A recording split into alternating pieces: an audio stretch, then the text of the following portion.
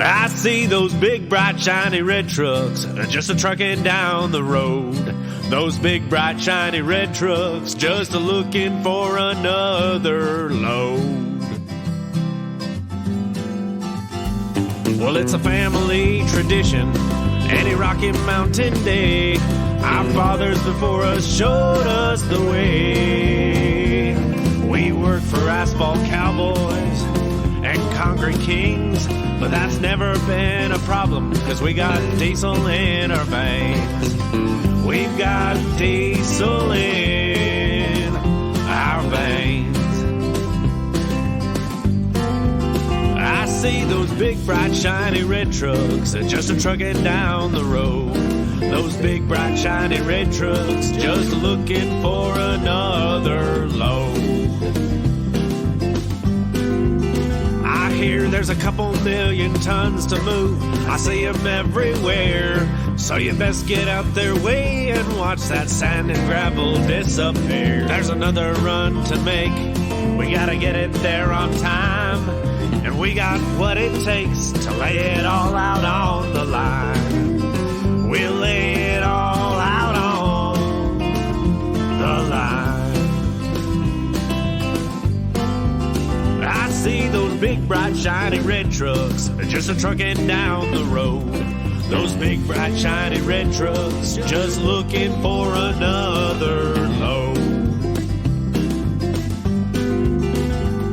Those big, bright, shiny red trucks got the best drivers in town. They got all the tools they need to keep that hammer down. When they hit them scales, they won't need to dodge them, won't need to duck them. They just keep that hammer down, and they keep that diesel trucking. Keep that hammer down, and keep that diesel trucking.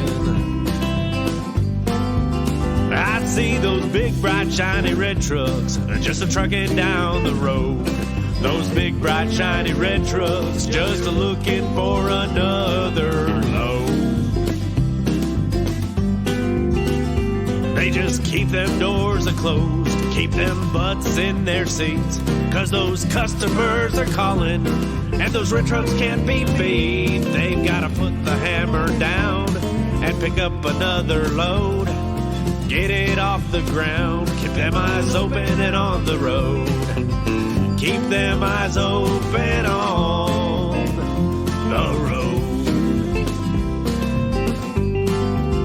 I see those big, bright, shiny red trucks just a-trucking down the road.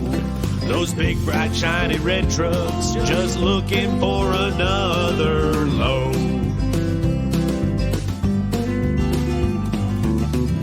Breaker 23, anybody got a copy on that Channel 23 podcast? Welcome, and thanks for listening. What's up, JFW family? Welcome back to the Channel 23 podcast. The purpose of this podcast is to reach out and touch the fleet, to engage and inform everyone with all things JFW. Welcome back, Brother Dave and Super Dave, and our fourth time appearance from JR Sands. JR. Hi, everybody. You're regular. Morning, everybody. JR is an easy plug and play. JR brings value to the podcast. He was actually, did the podcast. He was involved in the pilot. I was all worried about the outline today. We had no outline for the pilot, did we, JR? Nope. But it was easy to come up with six minutes of content. Went off the cuff. We went off the cuff on that one. We sure did. All right, let's kick it off with the pledge. I pledge allegiance to the flag of the United States of America and to the republic for which it stands, one nation, under God, indivisible, with liberty and justice for all. All right. Also going to add our trucker prayer in. Father God, we thank you for the opportunity to go out and do some trucking today. We pray for the safety of our fleet, all their families, and all the other families and individuals we come across on the road today. We pray for patience in the making of good, safe decisions.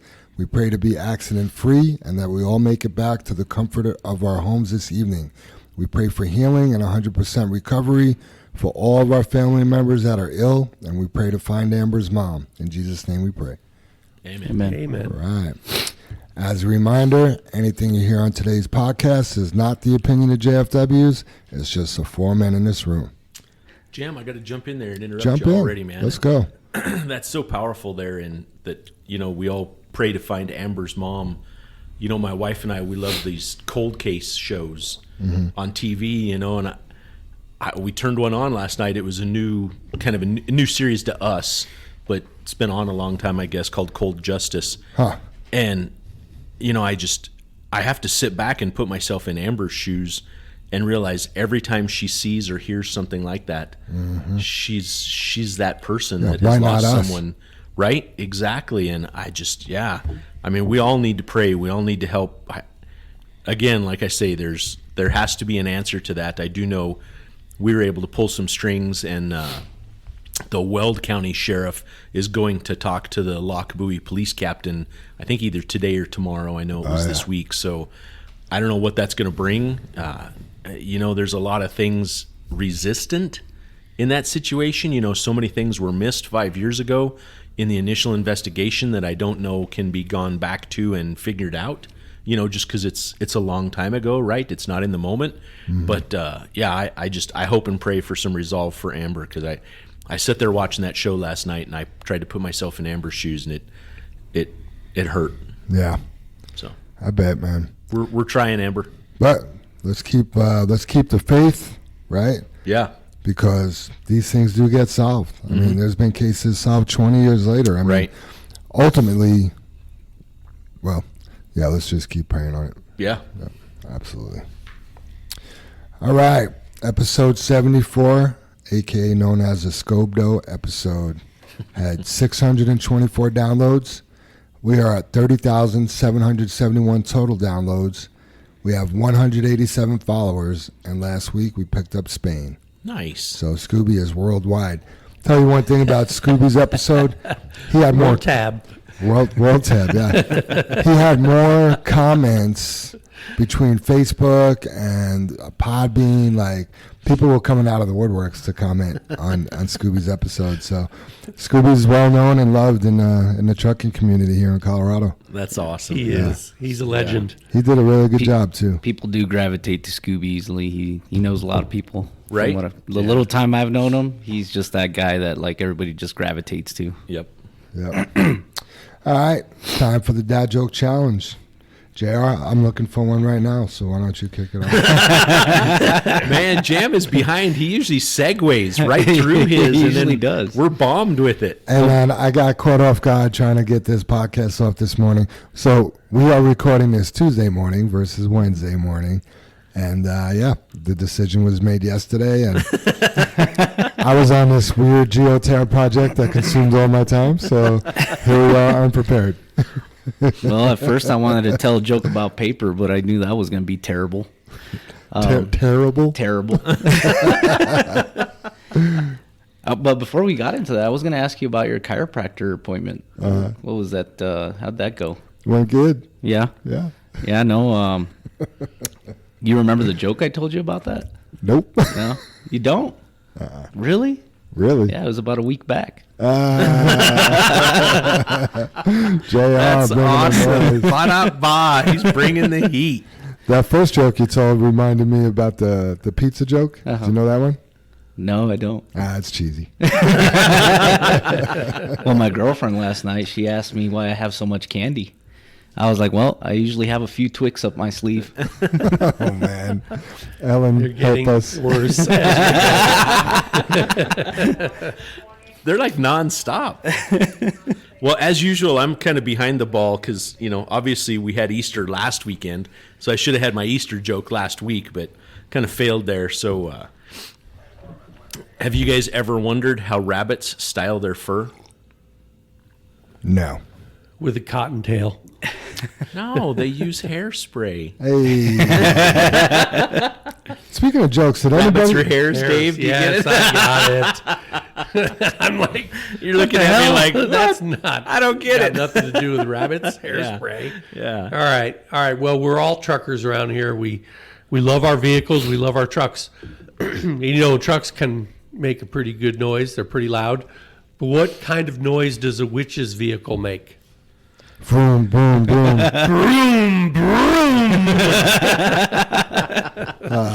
That's funny. I was going to stay away from the Halloween jokes because I actually heard one this morning that was pretty funny. But why is it cheaper to have parties at a haunted house?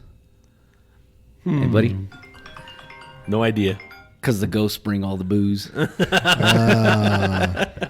Man, you do have tricks up your sleeve. This could just be the JR Joke podcast. Right? He's good. You guys know why the rooster ran away? To get to the other side? I don't know. Wow, man. Because he's chicken. All right. Moving on to more important business. Oh, I think you got to turn your radio down. oh, is that me? I think so. Oh, son of a... I'm a mess. I'm a hot mess. Laughter is good for business, though, Jam. You hot mess. I'm a hot mess. Laughter just takes like pressure away, doesn't it? It's good for health. Yeah. It is. Yep. It's easier than crying. Absolutely. Yeah. Right. Takes more muscles to frown than it does to smile. Yes, it does. What about happy tears, though? What's that all about? I don't know. It's the same type of strong emotion. It just is, a different source. Happiness instead of sadness. Yep. I don't know if I've had happy tears. Really? I mean, I just laugh. Right? I mean, Happy tears. I always have happy tears. Like Bella gave me a birthday card, and it was about being a dad, and I could barely read it. gotcha. Happy tears. Gotcha. Yeah. I was thinking it involved laughter, not happy. Oh, you can laugh so hard you cry. Yeah, that's what I was envisioning, Jam. no, So, I'm- yeah. Yeah, 'cause I've had your happy stomach tears. hurts. I was going to say, Sam's got to tear you up. Oh, boy, yeah. Yeah. All right, new employees. We got Jorge Hernandez and Chuck Slayton. Or Slatton. Not sure if I'm saying that right, but welcome to the fleet, guys. It was a pleasure meeting you two yesterday. JR, you spent some time with them. Good guys? Yeah, welcome, Jorge, and welcome, Chuck, again. Yeah, I spent all morning with them yesterday in the orientation that we give out on day one. And it was such a nice day that we're finally getting a little sunlight now, so we were able to go outside after our PowerPoint presentation and do some walk around the trailers. And we had TNT out there, so we were able to run the PTO and get them a little intro into end dumping a little bit. And Nice. pretty much answer all their preliminary questions. So I'm sure they'll have more questions today for their respective trainers, Rick, Sure. Colleen, and Ray Ray. Nice. Awesome. Celebrations, anniversary. Speaking of Rick Colleen and Vic Ochoa share a 2-year anniversary tomorrow. Happy anniversary, guys. That's so cool. Dave, I'm backing up to Jorge and Chuck that you hired on yesterday, and I overheard you, giving your spiel before they started orientation with JR, and you told them they were both forever bonded because they started the same day Yes. yesterday. I had never heard you mention that, and That's a good one. It's always your cracked me up. responsibility. Both of you guys make it. Right? Yeah. Congratulations. You can't quit, and you can't quit because you're Congratulations. bonded. You two are forever bonded. That's the truth. Till death do you part. Absolutely. Me and Oswaldo, we share an anniversary. We've been on a date before. Yeah. He's my work wife. I mean, That's awesome. yeah, it is a bond. Absolutely. We got another good anniversary. We got Joe Graziosa, 1 year on Thursday. And wow, Chris Beam, 10 years on Saturday. Happy anniversary. That's a big Congratulations. one. That's a Congratulations, milestone. Yep. 10 years. Yeah. Wow. Long time. It's a decade. Birthdays, we got Ismael Rodriguez. Speaking of Oz and sharing days. And Oswaldo Sanchez, their birthday is April 15th. And you're really getting on Oz today. You're gonna make him blush. Oh, man. Yeah. Yeah. He got me a cake for my birthday. What kind of cake? A protein bar cake. It was a protein bar flavored. The name of the flavor was birthday cake. Oh, funny. I thought you were gonna say like the chantilly cake because I know we were looking that up last week or something. Yeah, I sent a picture of it to my wife, and now she's all like, "He better not be buying no more cakes."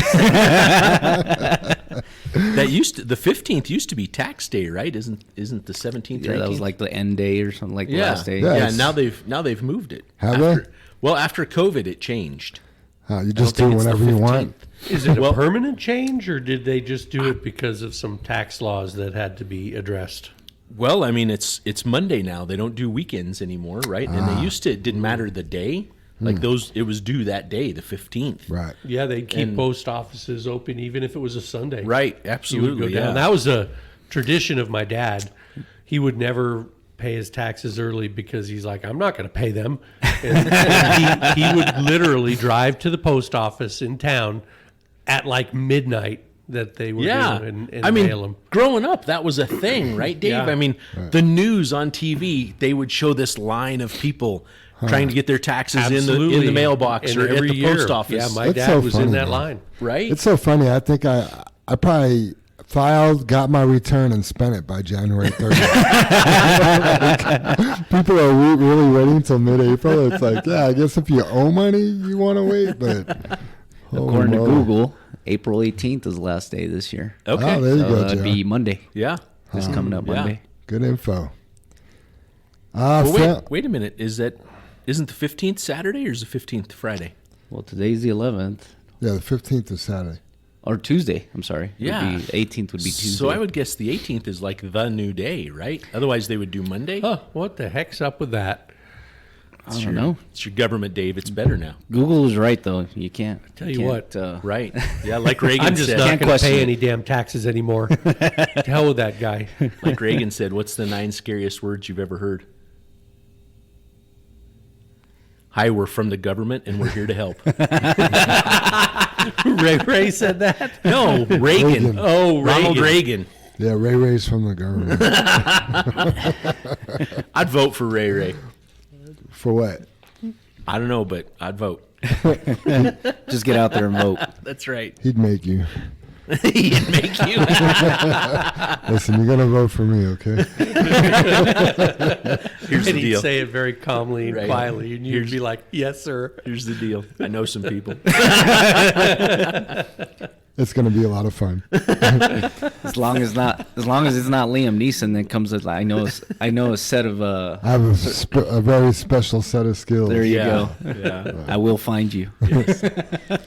Family birthday celebrations. We got Dixie Rios, which is Marty's wife, and Tara Cortino, I hope I'm saying that right, which is Rob White's significant other, or I think they're engaged again, married soon, They right? are. I do know, not to correct you, Jam, that is Tara. Tara. And I know Taras, many Taras that are spelled that way, and Taras that are spelled the same way. So I think it's however you want think to it's Tara. say it.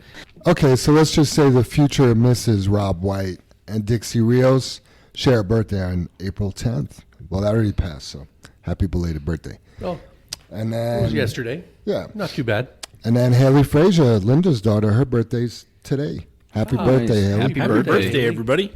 Happy birthday, Dixie. Tara. Sorry. Yeah. Wow. All these April birthdays. Such a good month for a birthday. So, all right. Shout outs. Ken Anthony wanted to give Johnny and Chili Dog a shout out for throwing chains and installing tow hooks with their trainees. I mean, they're just doing their job, right? But it's good to see the trainers actually doing that.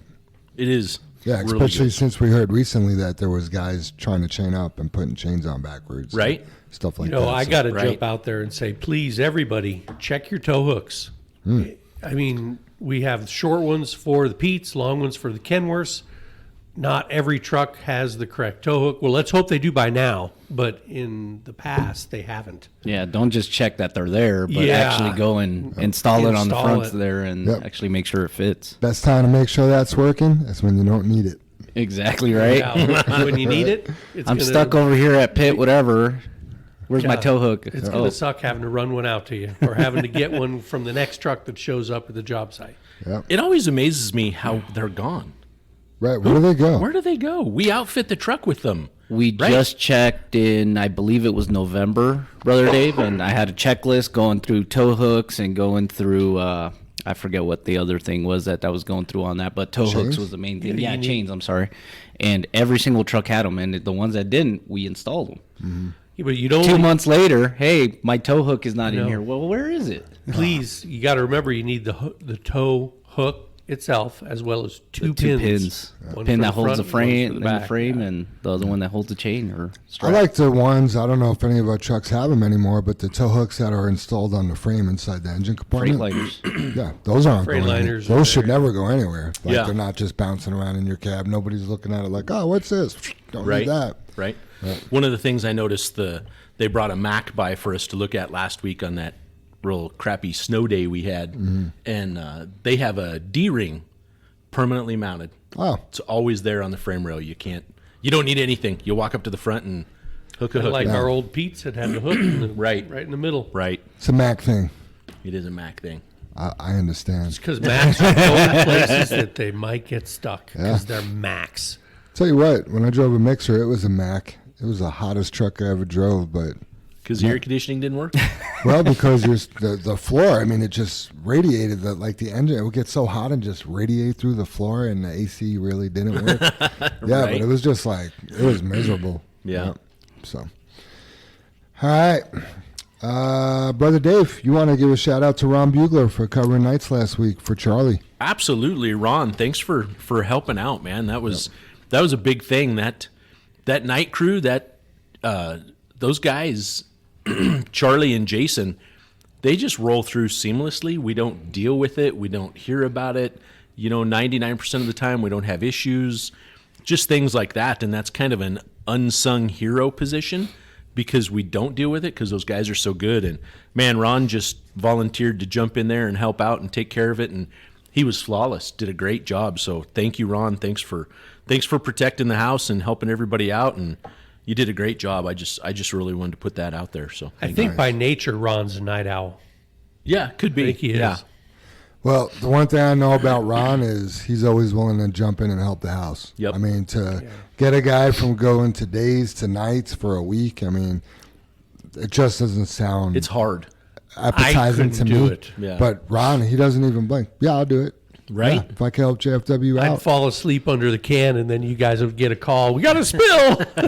I was talking around. I can't remember if he said he has no tattoos, but he was talking about getting one. I was like, what are you going to get? And jokingly, he said the JFW logo, but I could imagine him doing that. Just like right here on his neck. I could too. I ran into little Dustin yesterday, big little Dustin. He's tatted up. yeah. I mean, I may have to have the save some money conversation with him. Like, I know you're young and making good money, but that's like a house payment he's got walking around on him now. You know what I mean? Yeah, all his work is nice, so he's got it done all by the same person. It all looks good. Oh, speaking of little Dustin, he came up to me yesterday, and I'm on board with this, guys. I hope I have your buy-in. He's like, hey, what do I need to do to get on the podcast? I'm like, done. He was the only mechanic that was in the truck rodeo too. Yeah. He'd be a good one. Yeah. He would be. I was like, well, the hardest part will be you have to be here at 7 a.m. Right. I'm working there. He's like, that won't be so bad. Yeah, I'm like, he cool. would He's do like, it. yeah, I've always wanted to come on. And I was like, yeah, man. Like, I would love to have you on. So Yeah. let me talk to the brothers and see. He what also they- wants to get a CDL. Yeah, that would be cool. Yep. Yeah. Yeah, talking about tattoos, I think John also got a new tattoo on his head. On his head, right? Yeah, it's a tree with crows flying around it Yeah. or landing on it. Here And we he said go. it's actually What'd you say, Sue? I said, here we go. I didn't even say anything.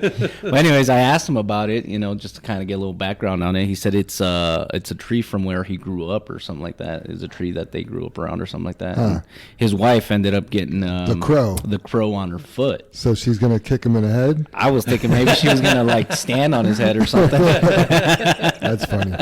Yeah, I think my next one, I want to get 3 crosses on my neck, just right here. We'll see. But Wait, does 3 represent anything? well, yeah, when Jesus was crucified, he was crucified with 2 thieves.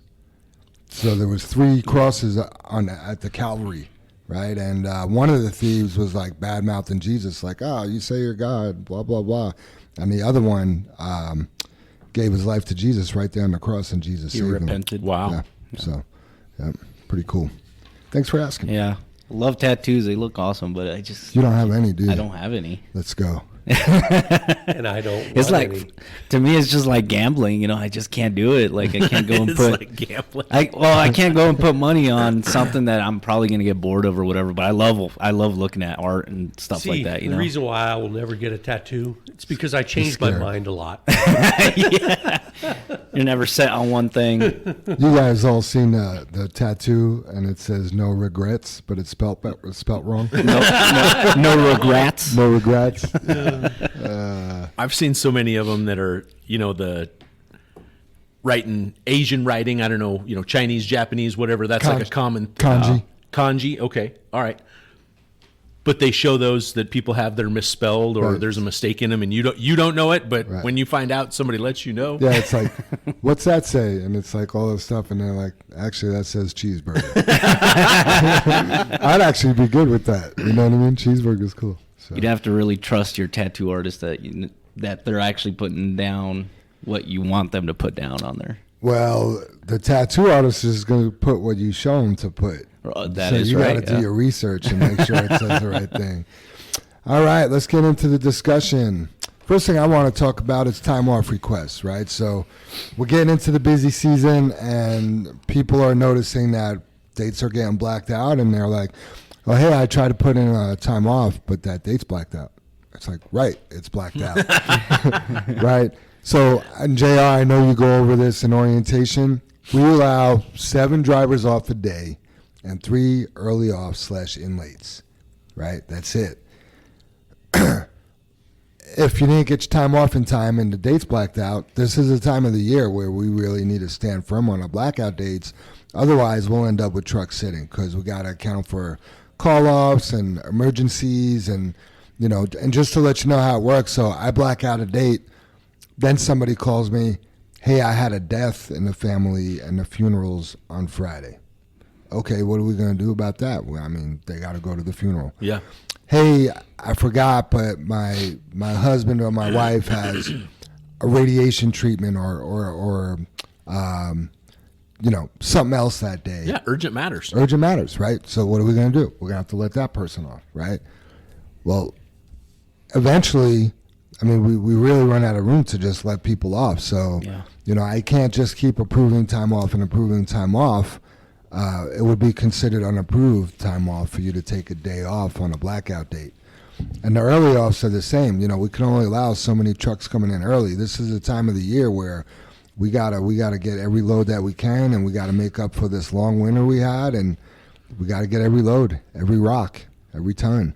So, absolutely. Yeah, we go over that in orientation, Jam, and throughout the whole process of walking them through Paycom and all, I take that opportunity and I ask them, do you guys have anything coming up? Did you talk to Super Dave in your interview about, you probably having a vacation plan before you came to work here or whatever? And I take that opportunity to actually show them and how to request that time off there, Sure. And then we go through those situations as too, also about blackout dates. And I go further and tell them like, hey, even though the date is blacked out and you have some type of an urgent matter, an emergency or something that comes up, don't hesitate to come talk to Jam.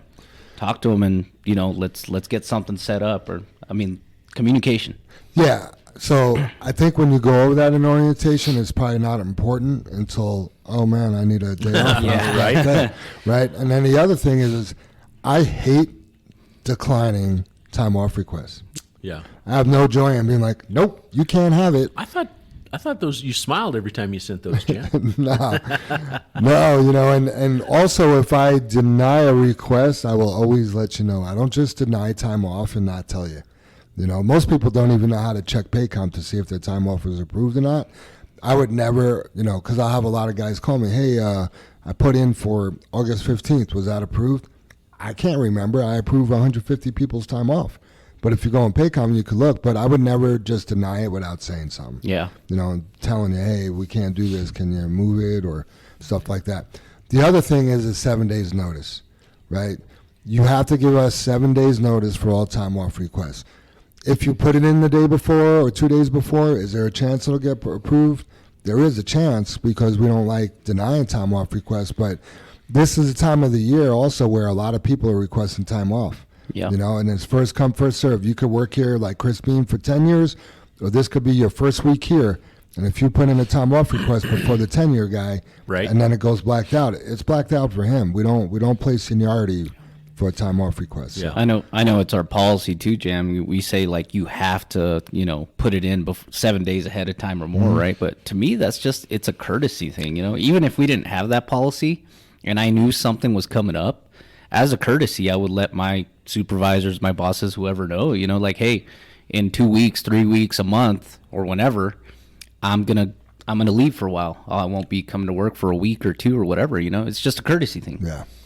Yeah, and JFW, I mean, we're not this big corporate company where, these bigger corporations, there's just no ifs, ands, or buts. You either do it the way they said or not. I mean, we are a little bit flexible because we are family orientated or a family-owned business, and we want to be, courteous to our people and help you guys out, but it's a two-way street. And I understand sometimes something comes up that you didn't know about. Perfect example, we got a guy here working, good guy, does a great job, hits me up, hey, I try to request time off for Friday, won't let me. I didn't know my family planned something for me. I just don't know what to do because we're going to have trucks sitting on Friday if we keep approving time off, and we can't have that. So we'll be trucking. We'll be trucking. Way too early in the year for that to happen. Yep. So especially with the plants getting busy. Yep. I mean, it's ramping up. Oh, yeah. Yeah, we're going to be wide open here before you know it. Right. I think everyone's itching to get all the work done that we've This is a good week to do it. I mean, it can kick off this week, I'm sure, with as hot as it's going to get and all that. So I'm excited. And it's a consistency, too. I mean, I know we had a snow day last week. What was that, Wednesday? I think it was Wednesday. Tuesday. And I heard you talking about the weather earlier, Super Dave. Is it going to rain Friday or? Friday, according to the Weather Channel, it's going to rain Friday and change to snow mixed with rain overnight. Okay. Well, at least it's on a Friday, not a Wednesday. Absolutely. And Friday night, right? Right. So we'll be able to get the full week. It's just once we have this consistent weather where people are able to set the job sites up and they're not muddy. And, I mean, that's when it just starts getting really busy. It's go time. Oh, yeah. I'm excited for it. And, a lot of the drivers, the ones that have been with us for the winter time, they're waiting for it. They're hungry. Yep. It won't be long where people are waiting for the winter. Let's stay hungry.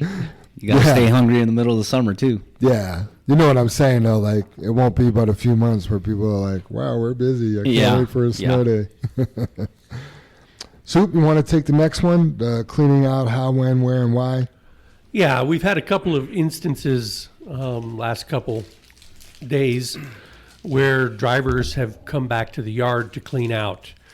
And Linda and I were joking on Saturday that there's a couple of pretty big holes we could drop some rock into that would be nice. But it just gets me upset when I'm walking through the yard and I see, 3 tons of concrete sand behind a parking spot. If everybody came back to the yard to clean out, we would have so much material. We would have truckloads of material. And honestly, that material belongs to the customer where they delivered it. You have to clean out where you're dumping out.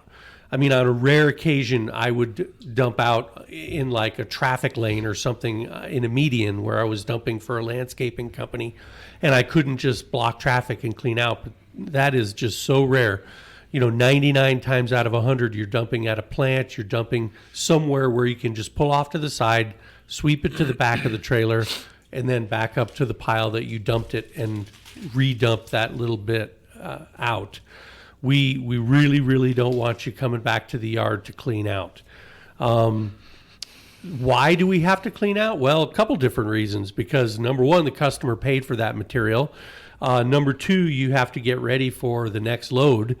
Even if people are delivering sand all day, at the end of the day, you need to clean that trailer out because you got to take care of the liner.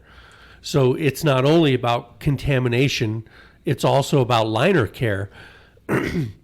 I think, and I've said this before, Brother Dave, I would love for the driver to participate in a liner replacement project. Right, absolutely. It is so hard to fix those liners. It is not just, I have a hole in my liner, and the next day you come into work and you got a brand new liner, It is like changing a tire, too.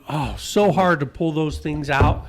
And luckily, we're repairing them with the plastic welder now. It takes 20 man hours to replace one liner. Yeah, and not and to mention $5,000.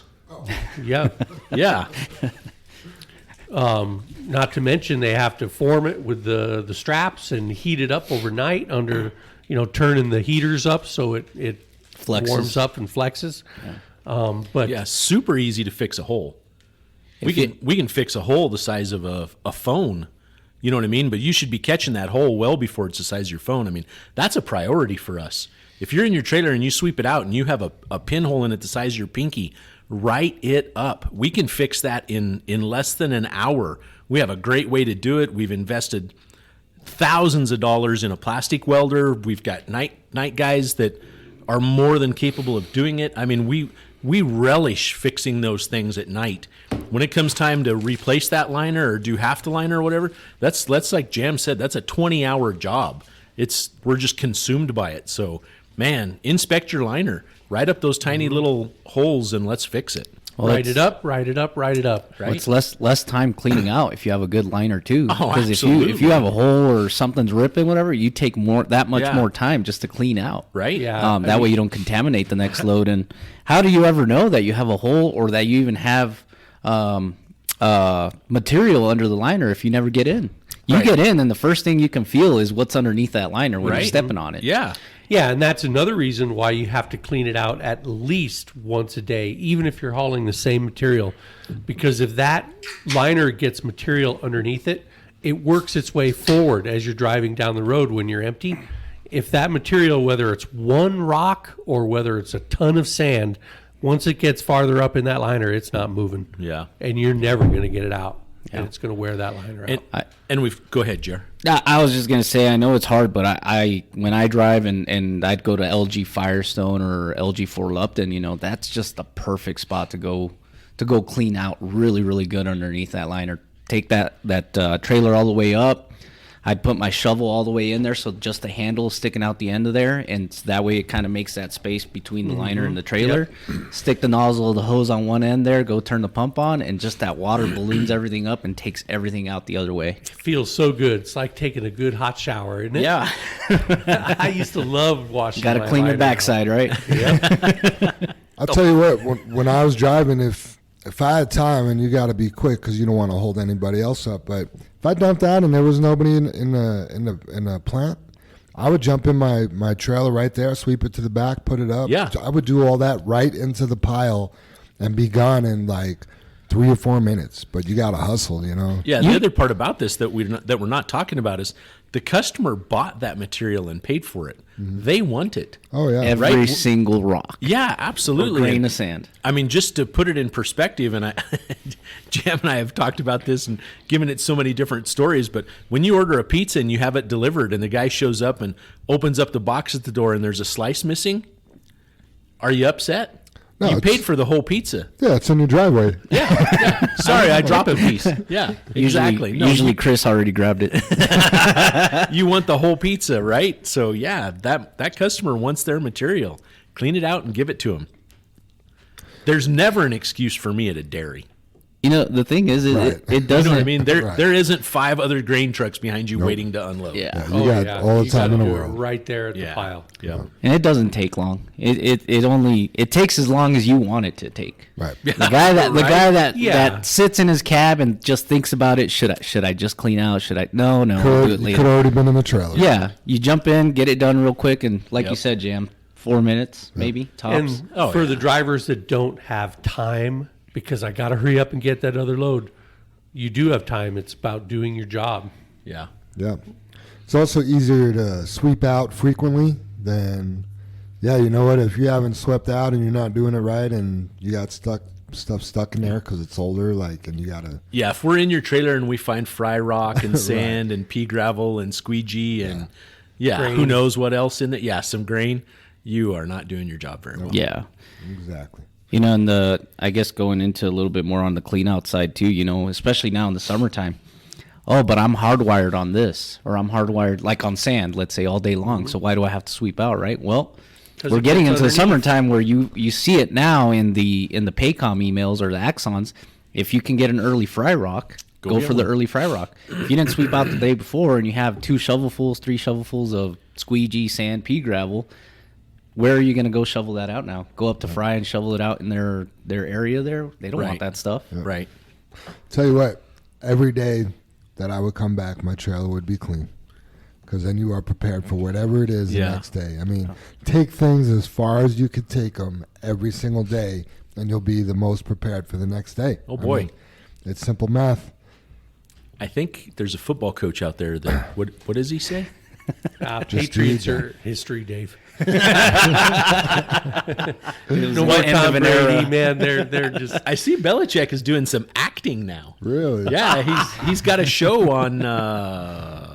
Is it called Doing Your Job? It should be. Yeah, instead of Mike Rowe's dirty jobs, it should be Bill Belichick's just do your job. That's Just funny. do your job. Yeah. Well, since we're talking about it, I got to bring up the Coach Prime's video. Thanks for sending that to me. Was that just great. awesome? Is that now that he's here with CU? Yeah. Man, work. You know, Yeah. you take care of work. You want a good life. You want a good relationship. You want a good home. Work. You know, and he just goes You on. want to be and he successful, you have to work. Yes. You know, and what he brought up is he had a story where he watched his dad wake up every day and he Yes. called it the uniform. What a He would good wake up speech. every day and put on the uniform. And he was hated like, it. Yeah, his dad didn't like it. His dad didn't love it. His dad didn't like the uniform, but he got up every day and he put it on because he knew he needed to support those kids.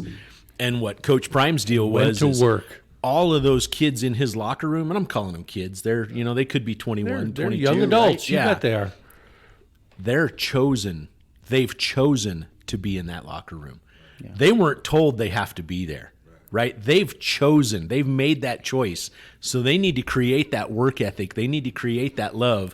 They need to create that understanding that I want to be here to work. You know what I mean? And I like that. Yeah, and it's- I it's can't remember awesome. if it was an article or not, Brother Dave, or if it was a TikTok. Between both, they all meshed together. But they were talking about, at least Coach Prime was talking about how some of the players felt like they were a certain number on their jersey. Like, hey, I'm number 1, right? Oh, That's yeah. my number. Yeah. Well, he went there and said, no, He you have took- to earn your number. Yeah. Right. He Like, took you all want a the jersey numbers number, away. a certain number, you have to work Yeah. for it. yeah. Yeah. And Yeah. then at the end of that speech, I just loved it. He goes, "All right, let's go to work." Yeah, Yeah. And that was it it. was awesome.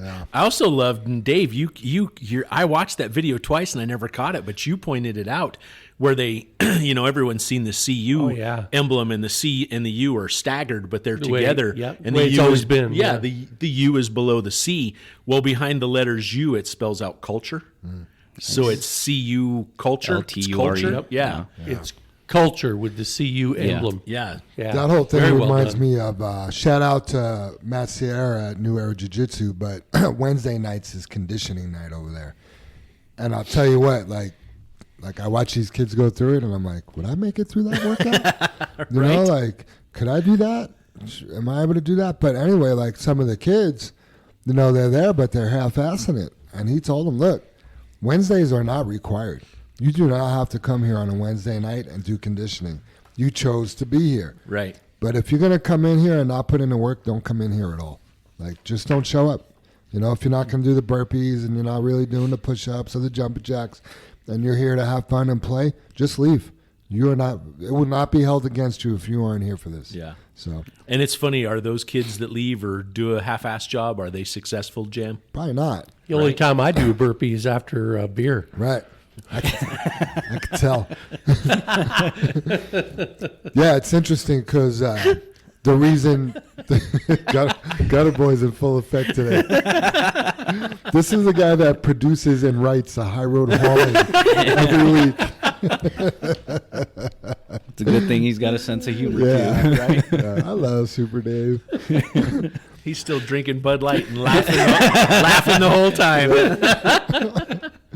That dude looks funny in your. Never mind. Never mind. Yeah, the cool thing about love you New guys. Era Jiu-Jitsu is Those are happy tears. his program is so serious. Like you think about it, like these kids work, and Saturday they have like the eights. It's called the eights, and I think because an octopus is like their logo, and if you're part of the eights, that means you're a competitor, right? Bro, they mopped it up at their last competition, like Nice. medal after medal after medal after medal. Like these kids are working. I'll show you a video later of a 7 or 8 year old boy. I mean, it looks like, and the kid he was going against from this other gym, they were like, it was a battle. And to see these little kids, it was a battle. I have to show you later. That's Pretty cool. impressive. So, Brother Dave, you want to talk about potholes? I do. I want to talk about potholes. That's my favorite thing. And I don't know if everybody's noticed after this winter, our roads we've gone from, I don't know, is there something below bad to worse? Is there something below worse? Terrible. That's where the roads are at. I mean, they're awful. And it just looks like there's some spring crews starting to get out for the cities and county and state, and they're trying to fill some cracks where the roads have actually shrank and they're separated and they have all these joint issues and the potholes. And, you know, you guys are running the same plant for multiple loads every day. If you know where there's a hole or a pothole or a bump or something you can avoid, go around it. If you can safely avoid it, go around it or slow down to go over it. It's like rough railroad tracks. Slow down to go over them. It's much easier on the truck. We have to make so many repairs to the trucks that are just abuse driven. And, you know, no fault of your own. You know, some of these things are on the highways. Slow down. You know, the one, it's been a bump out here on 270 my entire life. I've traveled 270 270 was built the year I was born, right? I have literally traveled that highway my entire life, and that bump becomes it's like a sink line, right? It goes diagonally across that highway from eastbound to westbound. It's really bad westbound, not as bad eastbound because you fall off of it. Westbound, you have to jump over it. And the fast lane is horrible. The slow lane is barely better, but slow down when you go over that. Those shocks on the trucks were not made to extend that length when you jump over it and then go back down and slam to the ground. The same thing, there's multiple places on I-76, like where you go over I-25. I didn't even know it. They paved that area where you went under before Pecos. Is that would that be considered 64th? Oh, that's right. Are you talking about on I-76? Yeah. They when you're repaved, you don't have those bumps that I was much like, anymore. oh my gosh, this is so nice. I couldn't believe it. And it actually fixed it. I mean, whoever they hired to do that should do the repair on 270 because, again, my entire life they've been repairing 270. They never fill that spot. They just create a lesser bump. You know, and I don't understand. I guess those crews that they hire, they can't pull a string line. You know, anybody who's ever filled anything level, you pull a string line, right? You put a little at each end, and then it's thickest in the middle, where it's the deepest usually. So, anyway, yeah, that's my discussion. Is potholes goes along the same thing with entrance ways. You know, where you're doing a curb crossing or crossing a sidewalk, or you know, the entrance into Plant 12 or to Plant 2, or you know, any of those places where you have to go over a sidewalk or an entrance. Our own driveway. Yeah, our own driveway. Here's a good one too. Is the one at Central, the one that's created as you're turning into the Central driveway. And we haven't checked it since the last time we filled that in, but I'm pretty sure that's starting to get deep again. Yeah, and you know, it's usually the guys that are trying to squeeze in by because there's mixer trucks or dump trucks trying to come out of the asphalt or the concrete plant there. Yeah, and you know, just wait. Well, and that's also why we're ruining some tires. Yeah, treads are falling off and stuff because of all that weight being buried on that one tread strap or whatever you want to call it there. Right. So, yeah, good point, JR. On the single tires, we tend to tear on especially a new tire. It doesn't do it on one 50% worn. It's got more flex. Exactly. Yeah. When it's 50% or more, that tread, it's like driving up on a 2x4. And putting the whole weight of the trailer on the inside part of the tire right next to the sidewall on the inside. So that whole trailer tire is supported by a 2x4. That's the pothole that the tire is dropping in. So there's no support on the whole rest of the tire, just the asphalt that's holding up that whole load, right? The width of a 2x4. So we tend to tear the tread. We actually rip it right off all the way around the tire. And that's what causes that. Is that tire needs support all the way across it, not just in that tiny little area where we're driving on the asphalt, and the asphalt is, the dirt next to the asphalt is washed away because we're off of the road. Yeah. Yeah. You know, tires really are amazing things. Oh, yeah. They are tough. And I'll never forget when we first, you guys went to the Michelin factory and said there's 2 miles of steel in each wide base trailer tire. But they still can only take so much. They're so tough. And you got to realize you've got to do your best to take care of those tires. Absolutely. The only way we can educate you is to talk about it like we're talking about right now. And it's still, you know, when I talk about it, it's you need to be doing the things the right way. Yeah. So if you do it the right way, it's pretty simple. We wouldn't have these issues if everything were being done the right way. And, 99% of that, again, parlays into being in a hurry, right? If we would just wait and let that vehicle come out of the plant, we wouldn't have to cut that corner short. We wouldn't be tearing up the tires, all sorts of issues like that. So a lot of this leads to being in a hurry. And actually looking in the mirror too, and something, since we're on the subject of tires, something we've seen in the last week or so, and kind of made fun of one of the drivers and the rookie rings. They come into the yard when they're fueling, and you get a chance to look at their trucks, their trailers, and you see the rookie rings. Not only What's a rookie ring? Basically the rub marks on the side walls of the tire. They got too close to a curb or something, or whatever the case may.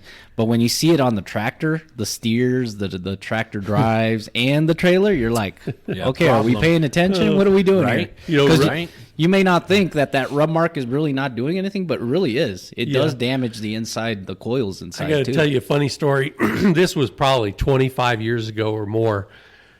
I forget where we were, but I see Russ outside of his truck, and he's picking up dirt, and he's rubbing it on his tire. Like, Russ, what are you doing, I think Russ? I heard somebody last week say something like that. He's like, I'm getting rid of that rookie ring. Hiding the evidence. I love when you see them and you ask somebody, somebody drove my truck yesterday. Right? Yeah.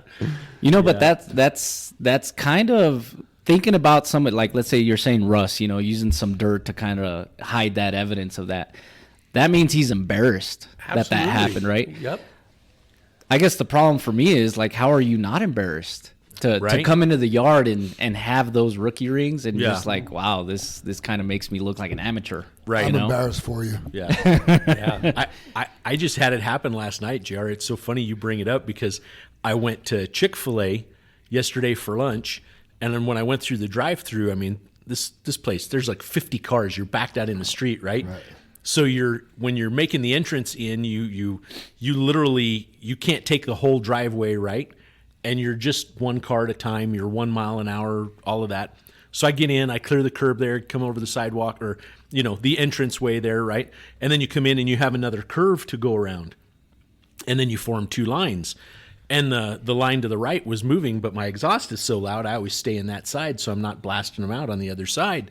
So anyway, I cut it close and I just rub the right rear tire, JR. And I would much rather go over the curb than rub it, right? Because we all know the damage that it's doing. So anyway, I had to load some coolers up last night, and the pickup was in the garage, and my 17-year-old, who I will say the apple doesn't fall far from the tree. He smelt it. He smelt it, Jim. He did. He's got the trait, man. It freaked me out. And he's like, Dad, what the heck are you doing driving on the sides of the tires? You need to be driving on the bottoms.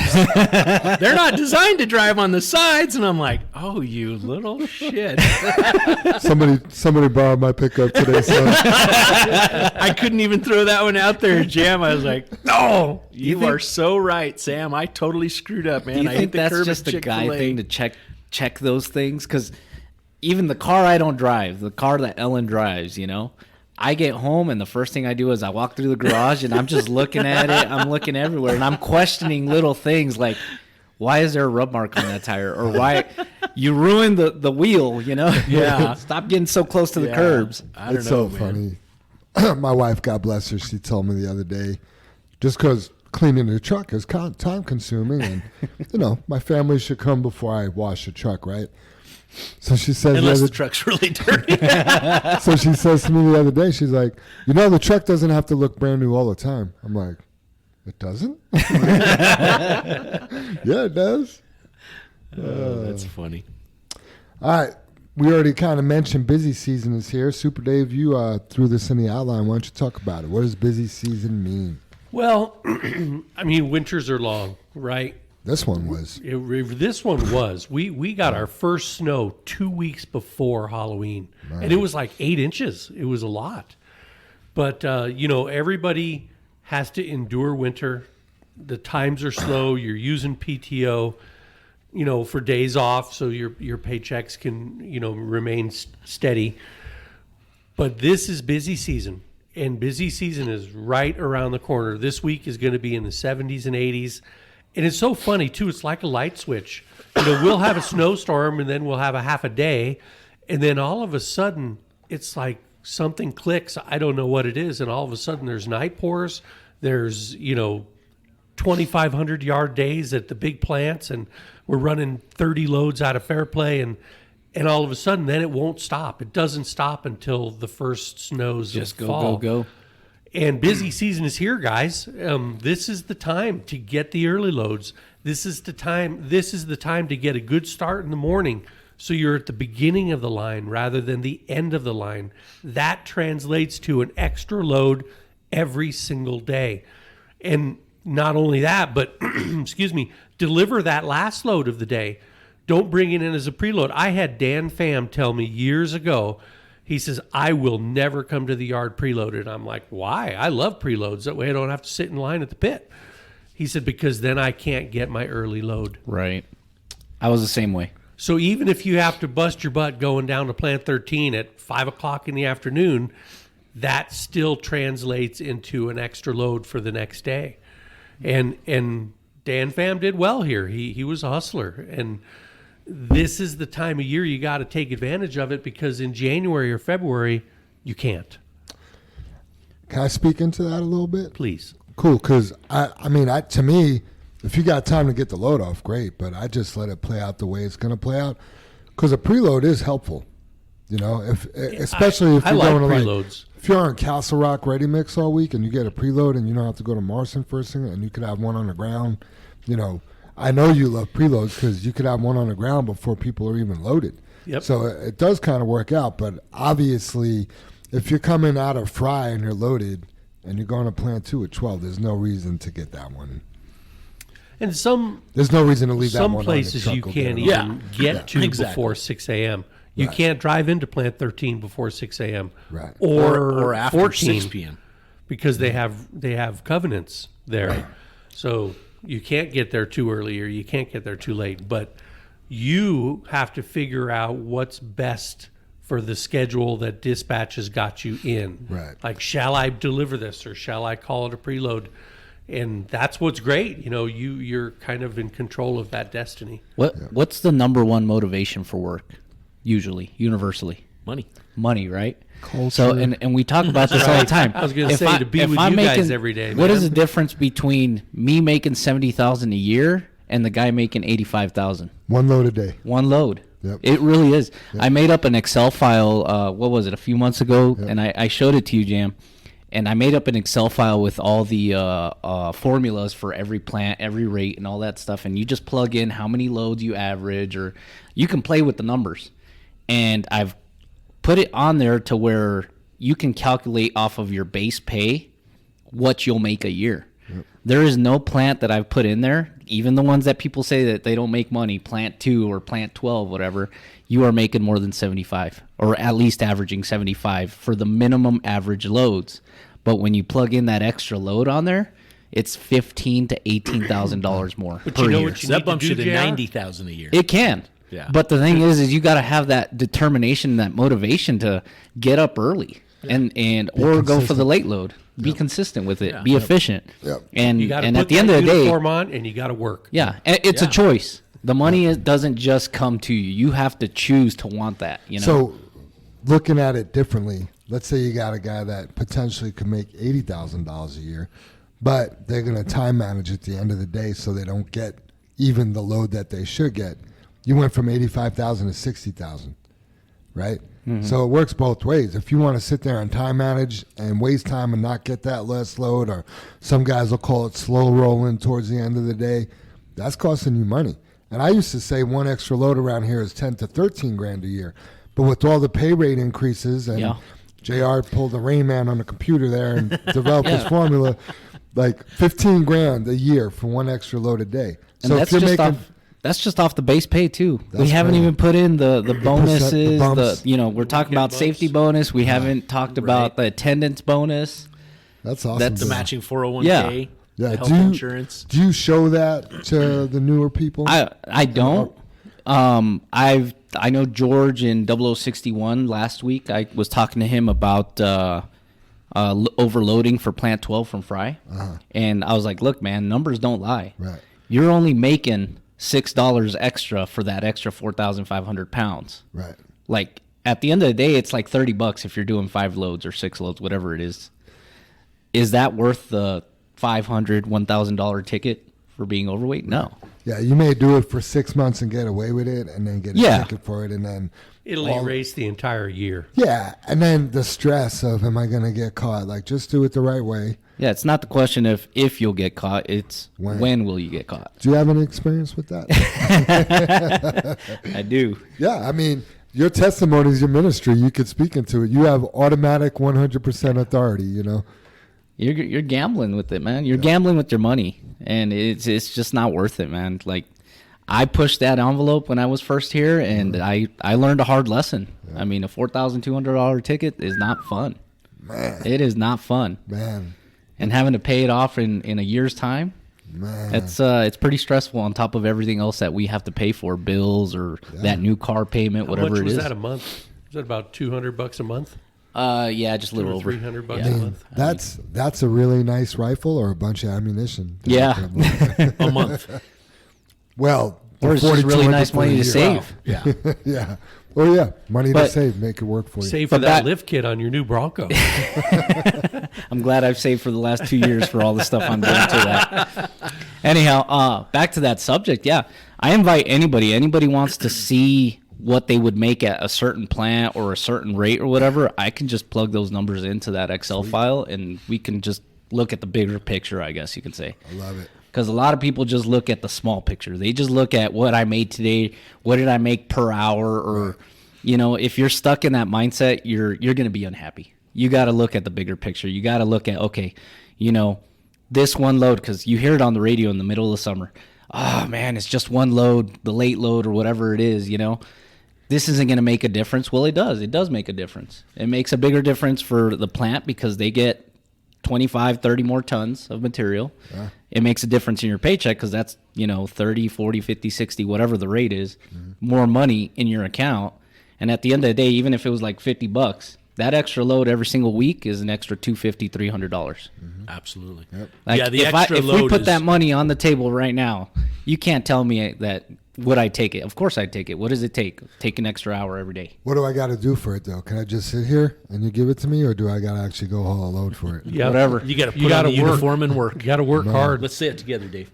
You got to put your uniform on and work. Wow. You guys need to practice that. We need to practice that a little more, Dave. Thought we were closer than that, Dave. Do you know something, though? What I run into is I meet a lot of people that don't realize how hour intensive that trucking is. Historically, trucking has always been a lot of hours. Yeah. You know, it takes time, especially, you know, when you're driving, I don't know, let's say 500 miles a day. You can't do it in the snap of your fingers. It takes time. Yeah. And this is what we do for a living, and we have to expect that we're going to be putting in a lot of hours doing it. Yeah. Yeah. Talking to a lot of the newer people that started, I've been doing one-on-ones and 2-week follow-ups. Like, I've been talking to the same guys every I probably did it, it's probably my 6 weeks. Some of these guys I've talked to 3 times already, and they're all saying it's an easy job. This is an easy job compared to what I was doing. It's easy, but you still got to do it consistently. You're going to have to bust your ass. That's the hard part, the consistency. Yeah, you want to make 90 grand? Yeah, it's an easy job, but making 90 grand, you're going to be in that seat quite a bit. You know what I mean? Yeah. So that's, one of the drivers told me, there's the easy job, but you got to bust your ass to make money. Well, that's the world we live in, unless you're, did something in your past to make your life easier. This is what trucking's about. You know? Absolutely. Bree came in last night a little late. It was closer to 6, right, Jam? And she made a comment about, you know what? I was just going to take my time because of all the truck traffic coming into fuel and trying to come into park. It led me to reminisce back to when I was trucking. The hardest part for me was waking up early to go get that early fry load if I decided to do that. The late load at the end of the night was never hard for me because I was, you know what? I'd rather be getting a load and getting paid for it than being stuck in traffic trying to go home. And you were already out. Yeah. Right? Yeah. I mean, we just want to make a correction here, JR. I'm sorry, but we don't call it the late load. We call it the last load. Yeah, the last load. Yeah, if you got a load on before the pit closed at, almost all pits are open until 4 o'clock. We have to be in there at 3:45 at the latest at every pit. That's not the late load. That's just the last one. Right. And how it got termed the late load is beyond me. Happy load, last load. Yeah. And the thing that boggles me is that, like, I see this more now, like if you're at plant 12 or 2 and it's, Morton closes at 4 p.m. I don't even know if we're pulling from Morton, but let's say most of the pits close at 4 and you're there at 3:15, 3:20. And a lot of the people are like, all right, calling in, right? Well, I get it. Everybody wants to go home.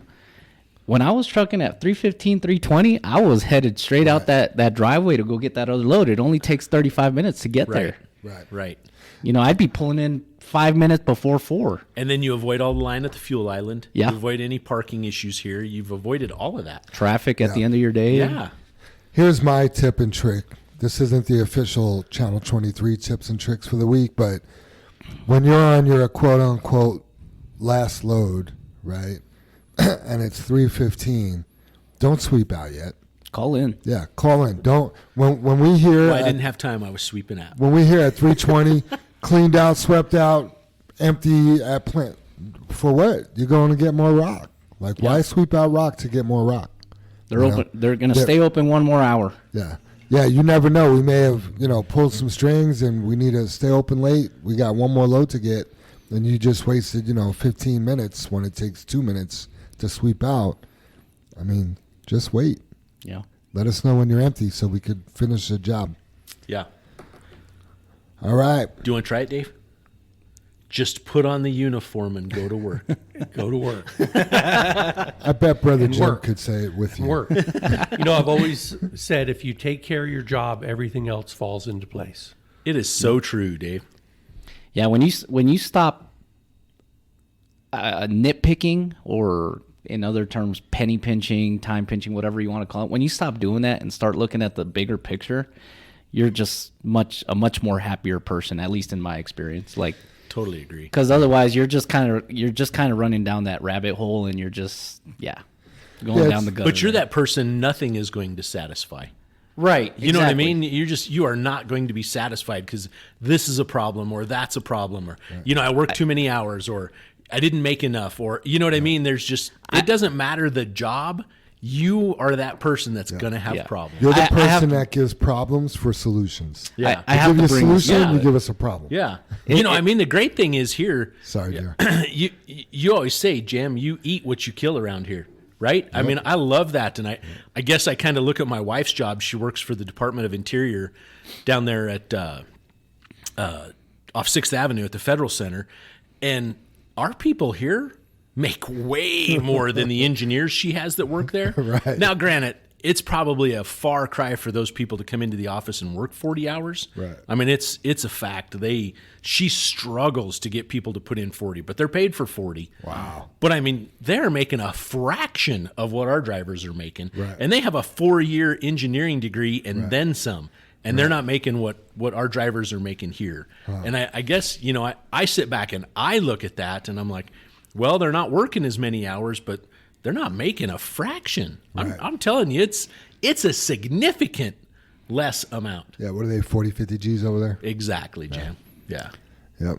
And I just have to bring it up just because it's become a trend. But when they ask for the rate, the guys that call in like, what's the rate for that? What's the rate for that? That to me is going down the rabbit hole. It's like, really? Right. Like, you haven't even delivered the load, and you need to know. I get it. We should be involved with our pay. We should be involved with all that. But oh my God, it's does it need to be done over the radio? Yeah, Yeah.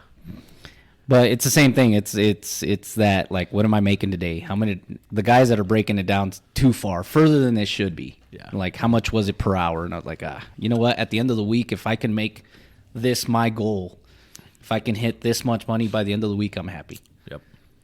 Soup, what's another way guys could make some extra money around here? By volunteering on Saturdays. That's right. Everybody wants their weekends off. And I get it. Kids are off, families are home doing things. But Saturday's a big money day. And you're making 41%. You're off by how much? 41% Minimum. Wow. You know, That's you a new could guy. turn a Saturday into a $300 day and be off at 1 o'clock. Wow. That's almost half of what the truck is making. Yeah. That's Yep. crazy. And it's a wonderful day. I mean, the mood is great. There's no traffic. In fact, your happy load is usually when the traffic starts to get crappy. Most of the bosses You know, aren't here. it's 11 o'clock. Everybody's out and about. You know, everybody's shopping or doing whatever they're doing. And it's your last load. And you're like, hey, this is cool. I'm headed to the yard. But overall, Saturdays are just a breeze of a day. And I do know it's that extra day. You know, it's that 6th day. But it's really your money day. Next on his list is slip seating. Super Dave, we got a lot of guys waiting for trucks. What do you think about all that? Yeah. So, you know, everything goes in cycles or circles. And, you know, just a couple of months ago, people were getting trucks literally when they were done with training. And right now, people are hanging in there a little bit longer. We don't have quite the turnover that we did a couple of months ago. And so I want to say Mickey's pushing, well, he just got his truck assignment, but he was pushing 6 weeks, I think. And when I do your interview, I say, hey, it could be anywhere from 2 weeks to 2 months, maybe even a little bit longer. I don't have a crystal ball to know the actual attrition rate at any given time. But it is so important that you realize the slip seating, when you hire on here, it allows for our PTO plan. It allows for our paid holidays.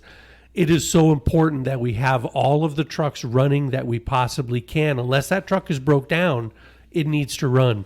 Not only because it needs to create revenue rather than sitting, but it's also important that we have all the trucks to take care of our customers. When things are busy, heck, we could probably have 130 trucks, you know, instead of just 102, but you can't have that many trucks because of the seasonality of the industry.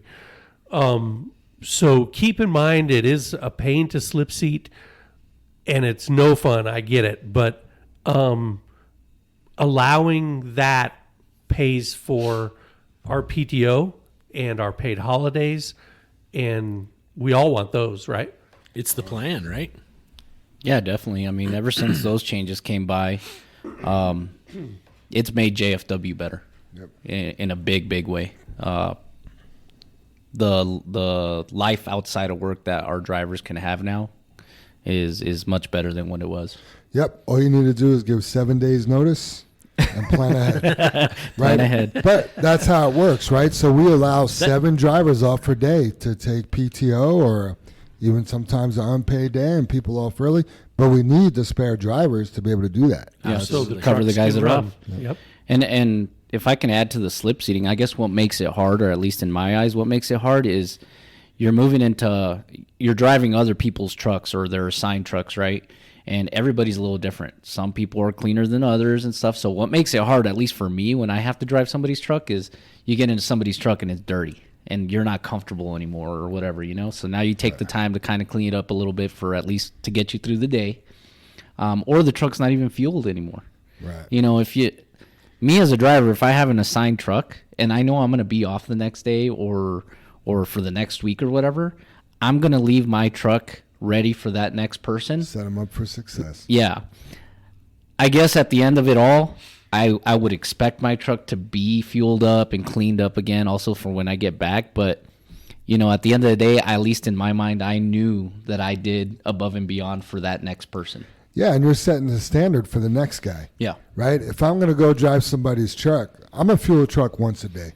Right? So if I come in and I get in a truck and it's not fueled, it's not deffed, it's dirty, okay, this guy doesn't care about his truck. Right? So I'm a fuel it, I'm a def it, I'll make it where I want to touch the steering wheel. Right? But then when I get in, I'm going to go park. This guy doesn't fuel at night. You know? You're kind of setting the standard, you know. But if you come in the morning and you get in a truck and it's clean and it's fueled up and it's deffed, it's like, wow, this guy really takes care of his stuff.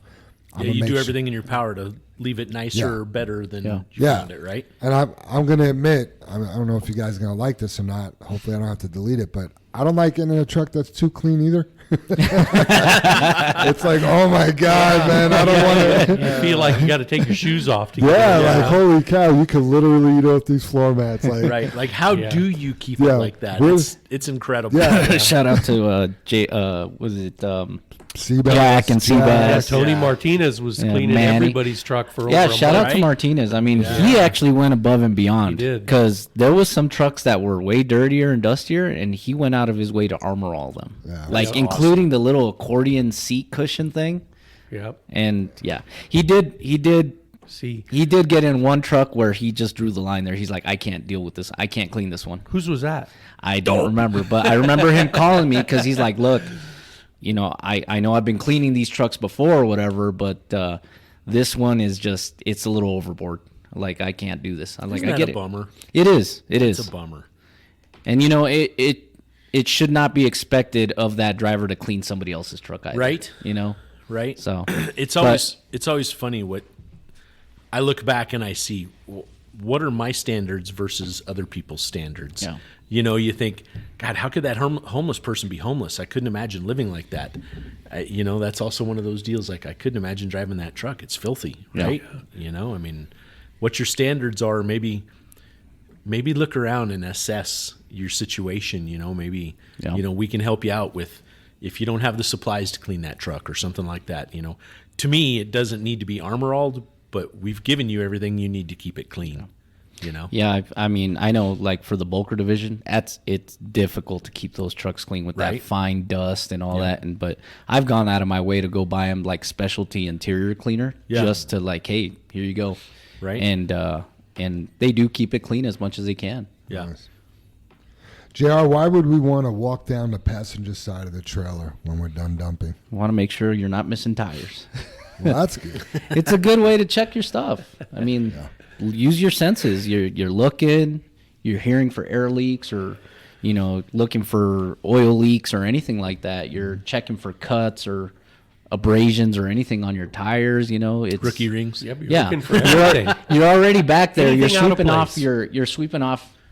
You're supposed to be sweeping off your tailgate, right? I love it where they just get the edges, just the edge on the above the mud flaps. Like, Right. no, you still got that whole backside that's full of you sand gotta too. kick You the know, mud flaps Yeah. too. yeah, kick those. But not only that, lift up your mud flaps. Look at your leveling valve. Look at your airlines going to the pods and everything. You know, and Yeah. that's little things like that, and it doesn't even take long. Yep. If you are consistently looking at your truck throughout the day, your post trip is a lot quicker than if you got to inspect everything. Right. Yeah. Right. You preemptively find things that are going to go wrong sometimes, or maybe you just find something that, like, oh, that Yeah, when I wasn't would- there my last trip. Yep. When I would see something, I'd start a list. So I had my list prepared for the write-up board when I got in. Right. Yep. That's how you could recognize if something's out of the ordinary, by knowing what is ordinary.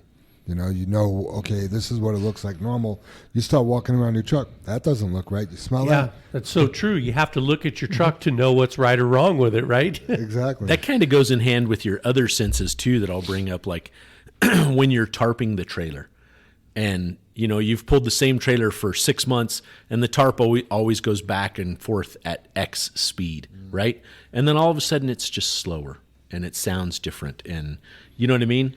If you just keep running that because something has changed and we have brushes in there that we can replace, it's just going to stop during the middle of the day. Where if you write that up and go, hey, something's going on with the tarp, we can put brushes in that. And now I actually think we have brushless motors, if I'm not mistaken. But But you know, a lot that's of just an times- example. You know, I run into things. You'll have a truck in the yard and you hear it start, and I can tell that it barely turned over. You know what I mean? That truck barely turned over instead of just bang, bang, bang, bang and fire up. Yeah. You know, pay attention to that. That's an issue you need to be aware of. The noise the Go- engine's making. Right, exactly. It was smooth 2 weeks ago. Now it's kind of banging a little weird. Yeah, well, I didn't notice anything. Well, I didn't drive the truck yesterday. Well, you're driving it today, and it sounds like shit. Sounds like Something's chitty wrong. chitty bang bang. Yeah, exactly. So, I mean, those are just senses to be aware of. You know. You guys are making me think about my Dodge. That don't sound right. But you know what that Don't involves sound too, right. brother Dave? That's somebody that's committed, more involved with their equipment Yeah. too. You know, Yeah. Yeah. and you can tell that from the guys that don't really have issues with their trucks. Right. And then the guys that consistently do have issues with their trucks. Yeah. Yep. Yeah. Yeah. I mean, with just all the things that I just mentioned, I doubt Jack Domenico's going to run into a problem like I just mentioned. When's the last time he called in? Right? Exactly. I mean, that should At tell the end you of the day? Or? At the end of the day to bring it in. But I mean, those are the things to be aware of, and that splits you apart from successful or not. And one of the greatest things I heard from Chili Dog being here as a guest, you need to respect that truck, right? Because it's going to respect you. Everybody here, we brought up money, right? We're all here to make money and have a good time and enjoy our job and have fun, right? But if you don't take care of that equipment, if you don't respect it and show it respect, it's not going to respect you. It's going to break in the middle of the day. It's going to have these issues, but you need to go around the potholes for it. You need to listen to how the batteries, how the engine is starting, how the tarp is moving back. And I don't know, those are just, to me, you're connected. It's all connected. It's being a professional. You just need to be aware of it, right? So. Good stuff, guys. Next on the list, drivers should have spare fuses in their truck. They are located in the bottom of the fuse box inside the cab. So, why? It's part of your pre-trip. It's actually my DOT taillights aren't regulation. Absolutely. Absolutely. I don't know many people know that. Mm-hmm. But also, you got taillights out. Do you want to bring it back to the yard to get those fixed, or you want to just change a fuse out on the road? Well, I'm in Fairplay J5. right now. Can't you just run a mechanic up and do that? We could. We'll be there in 4 hours. You guys get the idea. Yep. Next on the list, you don't need to run your hoist all the way out to the top super hard to dump out, right? So you're running your hoist up at 1,000 RPMs. When you start getting up to that fifth stage, when you get close to the end, back off. It doesn't need a slam up to the top, right? That's no good for the hoist. It's not good for the seals. It's just not good for the hydraulic system.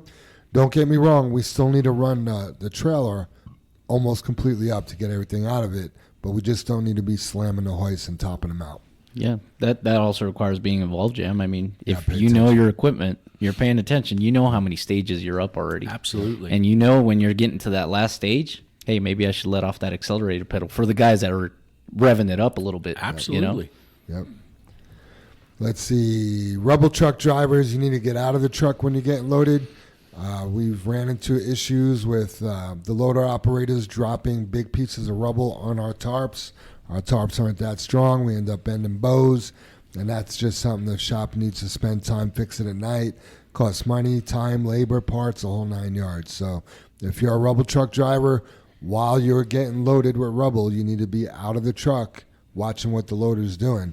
One of the rubble drivers told me yesterday, these guys don't really, stay away from the tarp if we're You got to tell them. Yeah, you got to be out there. I think, you being out there watching them load, they may already be more cognizant of, absolutely. Hey, there's a guy outside the truck watching me, but also, what are you looking for? Hey, you're too close. If you wave your hands and tell him, hey, you're too close, I don't think he's just going to purposely dump rubble on your tarp.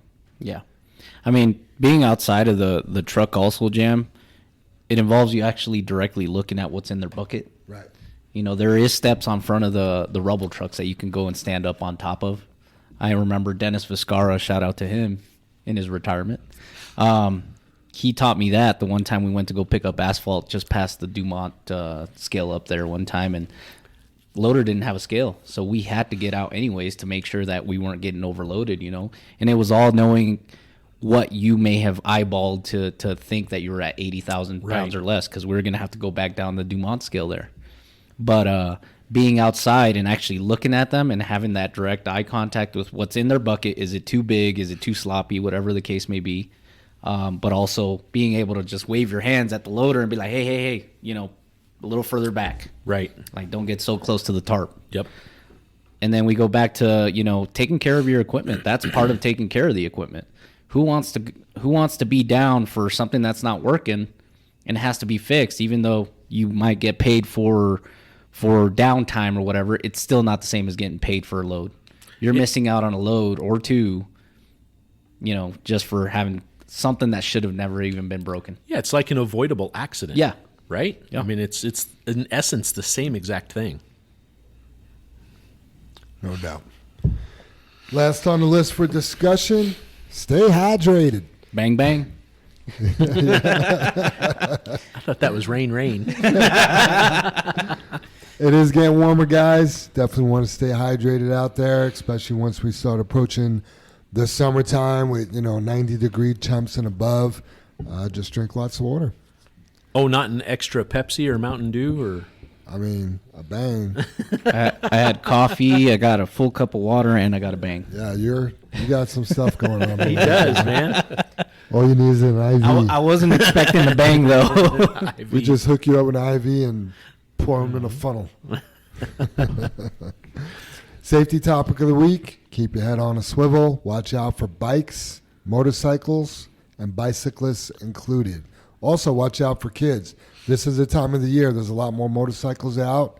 And, you want to talk about safety has no blind spot, but it is a little bit tougher looking for motorcycles. Yeah, pedestrians as well. Yep. Yeah. lot of Shout out to people Jeff out. Soto. He was here. His wife come by with the kids last night, and I kind of watched it unfold, so I'm kind of ad-libbing here a little bit, but she stopped in the street, and the kids were in the back seat, and he instantly went to the back window, and he was talking to him.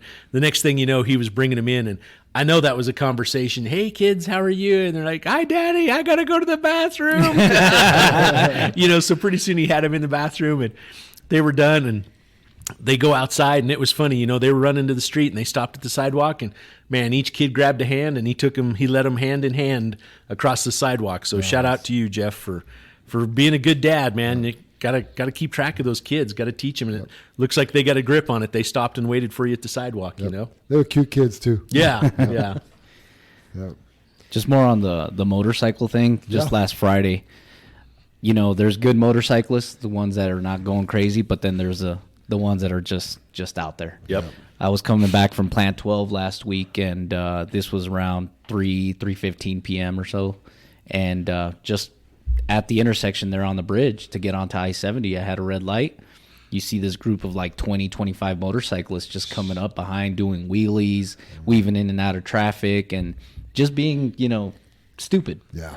And they go up to the front of the line there. They had a red light. I was surprised they didn't take the red light since they were already being dumb. But they're on dirt bikes. They're on those motocross type style bikes. And the same videos you would see on Facebook where they don't care for the law or anything. So you got to watch out for those kind of guys too. Yeah, good point. Yeah. That head on a swivel, I mean, that not only has to do with, watching out for motorcycles and bicycles and pedestrians and stuff, but any movement anywhere, right?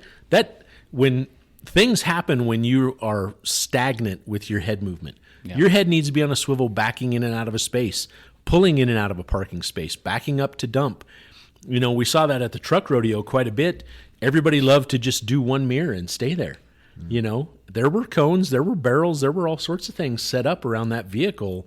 So lots to look at. Just head on a swivel it's that connotation was created because that's how it needs to be, right? You need constant head movement. When you're backing in somewhere, you can't just look on one side. Even if nothing's on the other, what if somebody walks up? What if a car pulls up? What if, I've seen that so many times, right? Things can change really quickly. That's Absolutely. That situational awareness. Yeah. Pay attention. Head on a swivel. Increase your situational awareness by having your head on your swivel, Yep. Yeah. This week's tips and tricks are brought to you by Chris Beam. He sent these in last week. Ray, we're going to use yours for next week. Ooh. Because he'll probably send it tomorrow about 7:30. So Chris Beam says, drivers, please try not to use the extra lane when headed north on Highway 85, crossing the 104th Avenue intersection. I understand it's very tempting, but there's too many things that can go wrong. Oftentimes, cars turning from 104th think that people in that lane will be turning right on 104th and not going all the way through, which can lead to a very serious accident. I've seen it almost happen more than one occasion. Recently, I've seen some of our drivers used in this lane to bypass people taking off from the light. Is that the bonus lane? That's No. the bonus lane. No. It's actually a good lane. Yeah, that's an actual lane. That's it the is. bonus lane is the shoulder, Dave. It used to be a turn lane. Yeah. Or the Now turn, they- the yeah, right turn the lane. turn lane. Gotcha. Yeah. Yep, it does go. Yeah, but I know which I one don't he's know. talking about, though. Once you go about 100 yards past the intersection and then moves over. then It goes a little Yeah. ways, yeah. It looks bad. I mean, when I I've done it once or twice when I was first in my my first couple of years of CDL driving and all that. Just passing all the cars that are at the red light as it turns green and passing at the rate of speed, even if it's 35, 45 miles an hour. It's dangerous.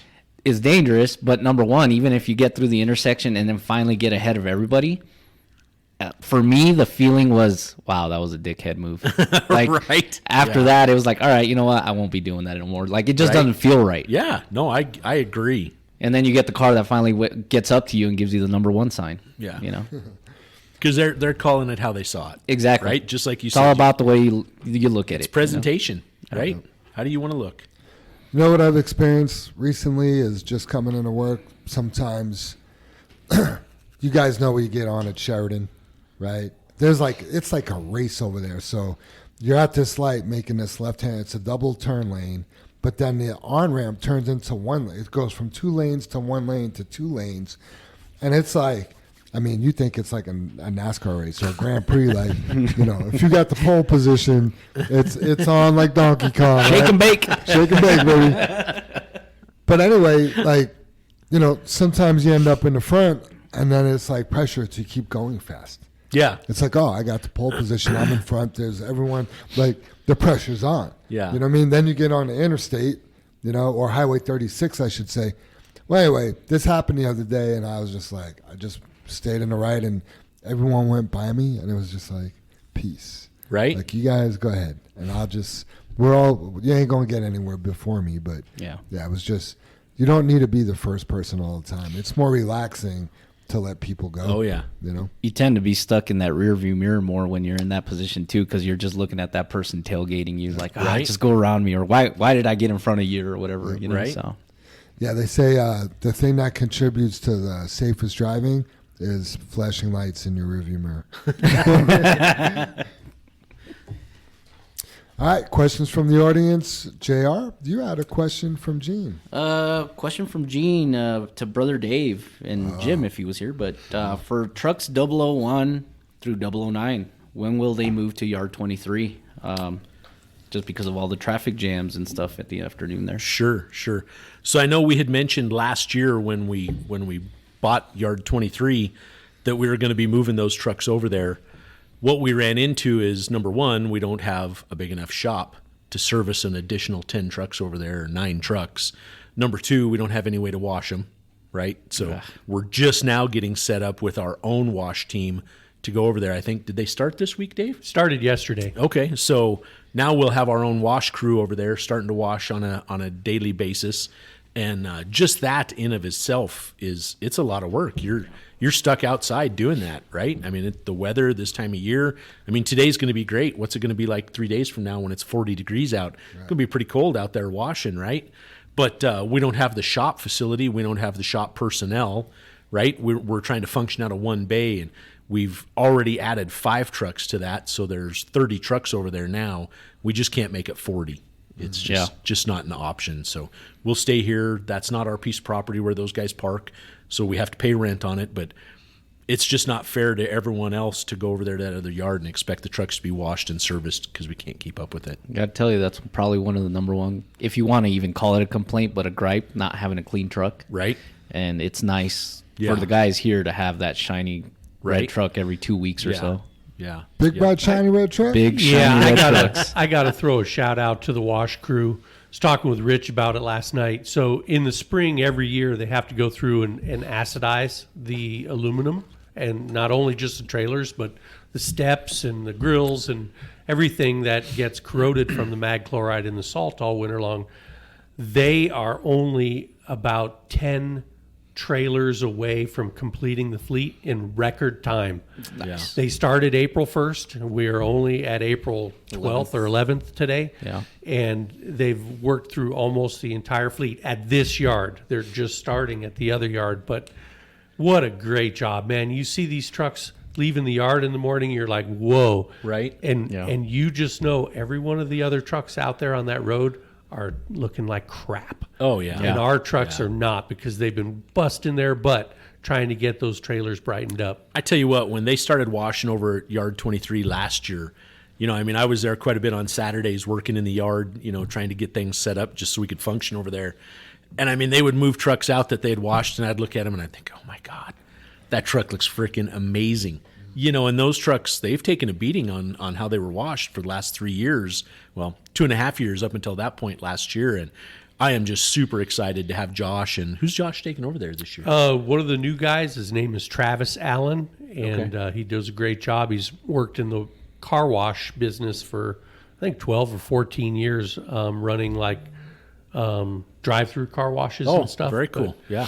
he knows a lot about the chemicals and a lot about the equipment. Yeah. And I mean, he's a good addition. Whatever you guys switch to, it's really nice now. Just the regular, that new soap, whatever. I think you said it was Chemex or something like that, and just that. Yeah, it leaves those trucks really ordering more nice. today. I think so. It's called M Shine. It's a polished aluminum cleaner, and then also it's a Stars and Stripes. It's a blend of two different chemicals. Hence the name Stars and Stripes. But yeah, it does a great job. They're putting the chemical on with foamers, which is a relatively new tool, you know, but the foam will go on thick and it stays on the surface. It's supposed to lift the dirt up. So, and all that. so it really dissolves that dirt a lot better. And then they come back with a hot or high pressure washer and it just blows it right off. Nice. Yeah. Less scrubbing. Yep.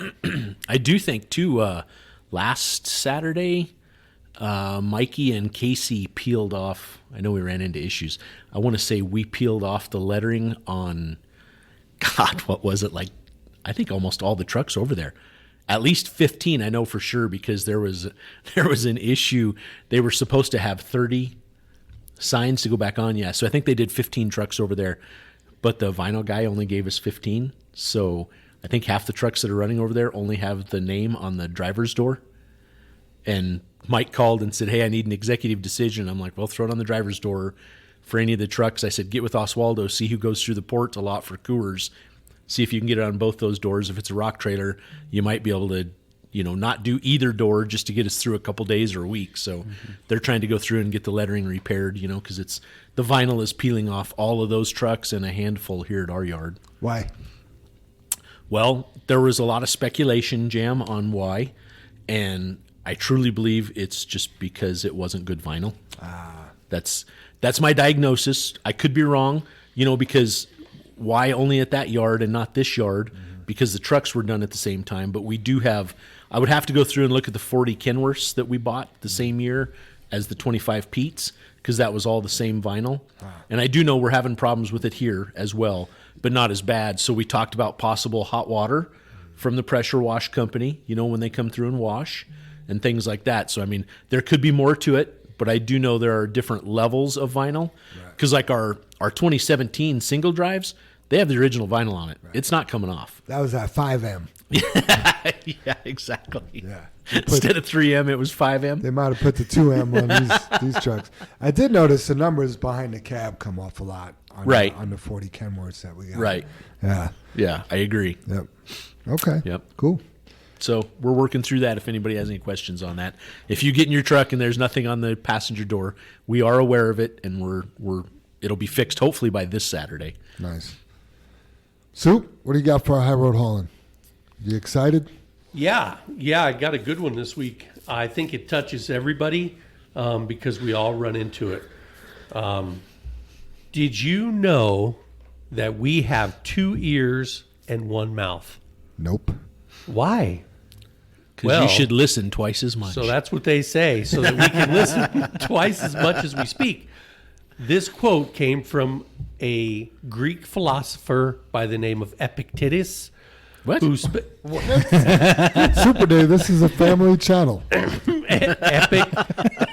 Epictetus. Okay, hey, it's Greek.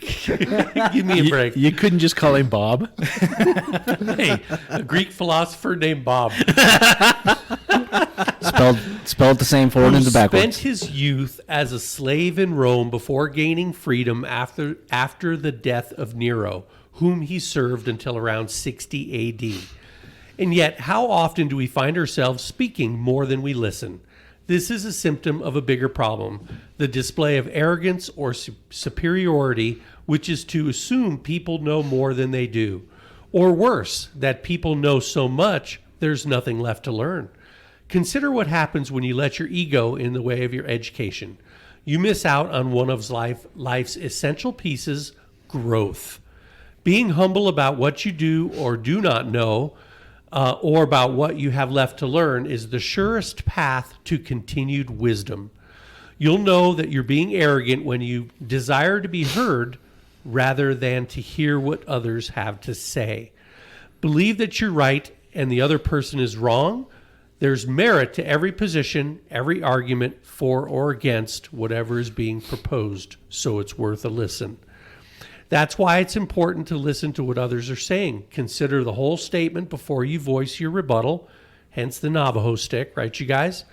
If you interrupt, you might get your facts wrong and embarrass yourself because you've missed the point entirely. There are some easy things we can do to get more out of our conversations. One, you can give your full attention. Try not to engage in anything that will take your focus away from the conversation at hand. Demonstrate that you are listening. Make eye contact. Ask questions about the topic.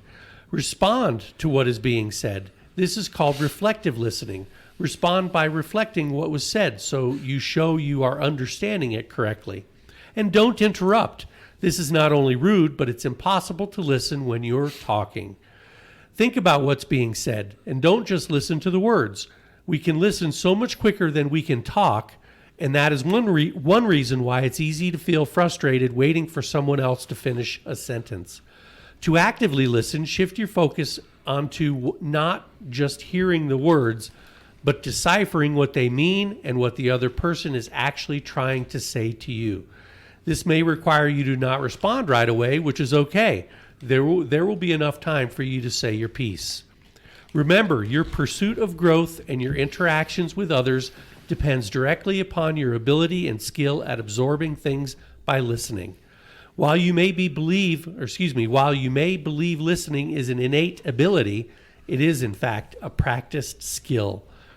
And the quote this week, which is a great one by the philosopher Epictetus, and that's exactly how it's spelled too. Bless you. It is impossible for a man to learn what he thinks he already knows. And that's so true. Sometimes somebody is so full of themselves they think they know everything. Hard-headed. Yeah. Not. The Bible says this, James 1:19, let every person be quick to hear, slow to speak, and slow to anger. So, Yeah. He was actually, and I get sidetracked when I look at these topics because one little topic leads me to another topic. And he was a philosopher that there was several through several hundred years, but Socrates was one of them. Marcus Aurelius was one of them. You've heard his name in the High Road Hollands before. But they were called Stoic philosophers. And Stoic is a life culture, I guess, of not getting angry, not overreacting. I mean, and then I read this giant thing about Stoicism, and I should probably try to highlight that on another topic. But I feel like there's a Stoic movement. Like there's a lot of people following. yeah, Like I see a lot of stuff on Facebook about like one of the things is Well, we talked about it, so it'll come up. Things don't get you angry. Your perception of the things does. You know what I mean? Right. It's not the thing; it's how you perceive it. That No. and your choice to be angry about it. absolutely, Jim. Super Dave, you made me angry. No, I chose to be angry. It's funny, you guys. I was just talking to Janet about that last night because she asked how my day was when I got home, and I said, I had a really good day, but I said, there's all this stuff going on at the Capitol right now because they're in session until the first week of May, and I am so in all of that world now, and it sucks, you guys, and I have to learn how to let the anger go because right now they're trying to pass another bill on air emissions, and it's not truck related, you guys. This is so everyone knows, every concrete plant we haul to, every asphalt plant we haul to, any location that we deliver at, I would say 99% of them have to have an air permit because they pollute, right? And when I say they pollute, I'm not telling you they send pollution into the air. They release product into the air. So hence they need an air permit from the state, right? So all the concrete plants, all the asphalt plants, Quickcrete, just places like that. I would tell you probably well over 99% of the places we deliver. So I'm sorry, Dave. Is that what the bag house is for? exactly. Okay. Yeah. So if you walk into any concrete plant, like to get your ticket signed back in the day, we would have to go into the batch office, right? They would almost always have an air permit from the state of Colorado. You have to renew it every year. You pay for the license. They come out and inspect. They do their test, and you're only allowed to emit X amount. Well, they're trying to change the regulations on it, and what they're trying to do is they're trying to basically cancel oil and gas. Well, in what they're going to do in creating the oil and gas industry, it's just a blanket coverage permit now, and it's going to make it virtually impossible for these places to get their air permits. And when I see that, you guys bring up being mad, and I mentioned it to Janet, and I'm like, I have to learn how to look at this stuff and go, okay, it'll be all right, we'll survive. But yet I look at it and I'm like, how are we going to survive when they're literally taking every industrial thing that we're connected to and they're strangling it?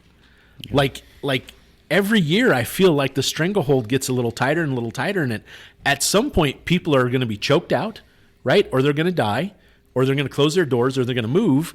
And I don't know where or when it's going to be better. So Jam, you bring up such a good thing. Like, how do I let that go? And that's what I was asking Janet. Like, I'm in an okay mood, but I'm pissed because I don't know how to fix it. Right now, and I apologize for getting political, right? This could be on the other side of the foot, but the Dems have control of the House right now, right? We have a Dem governor.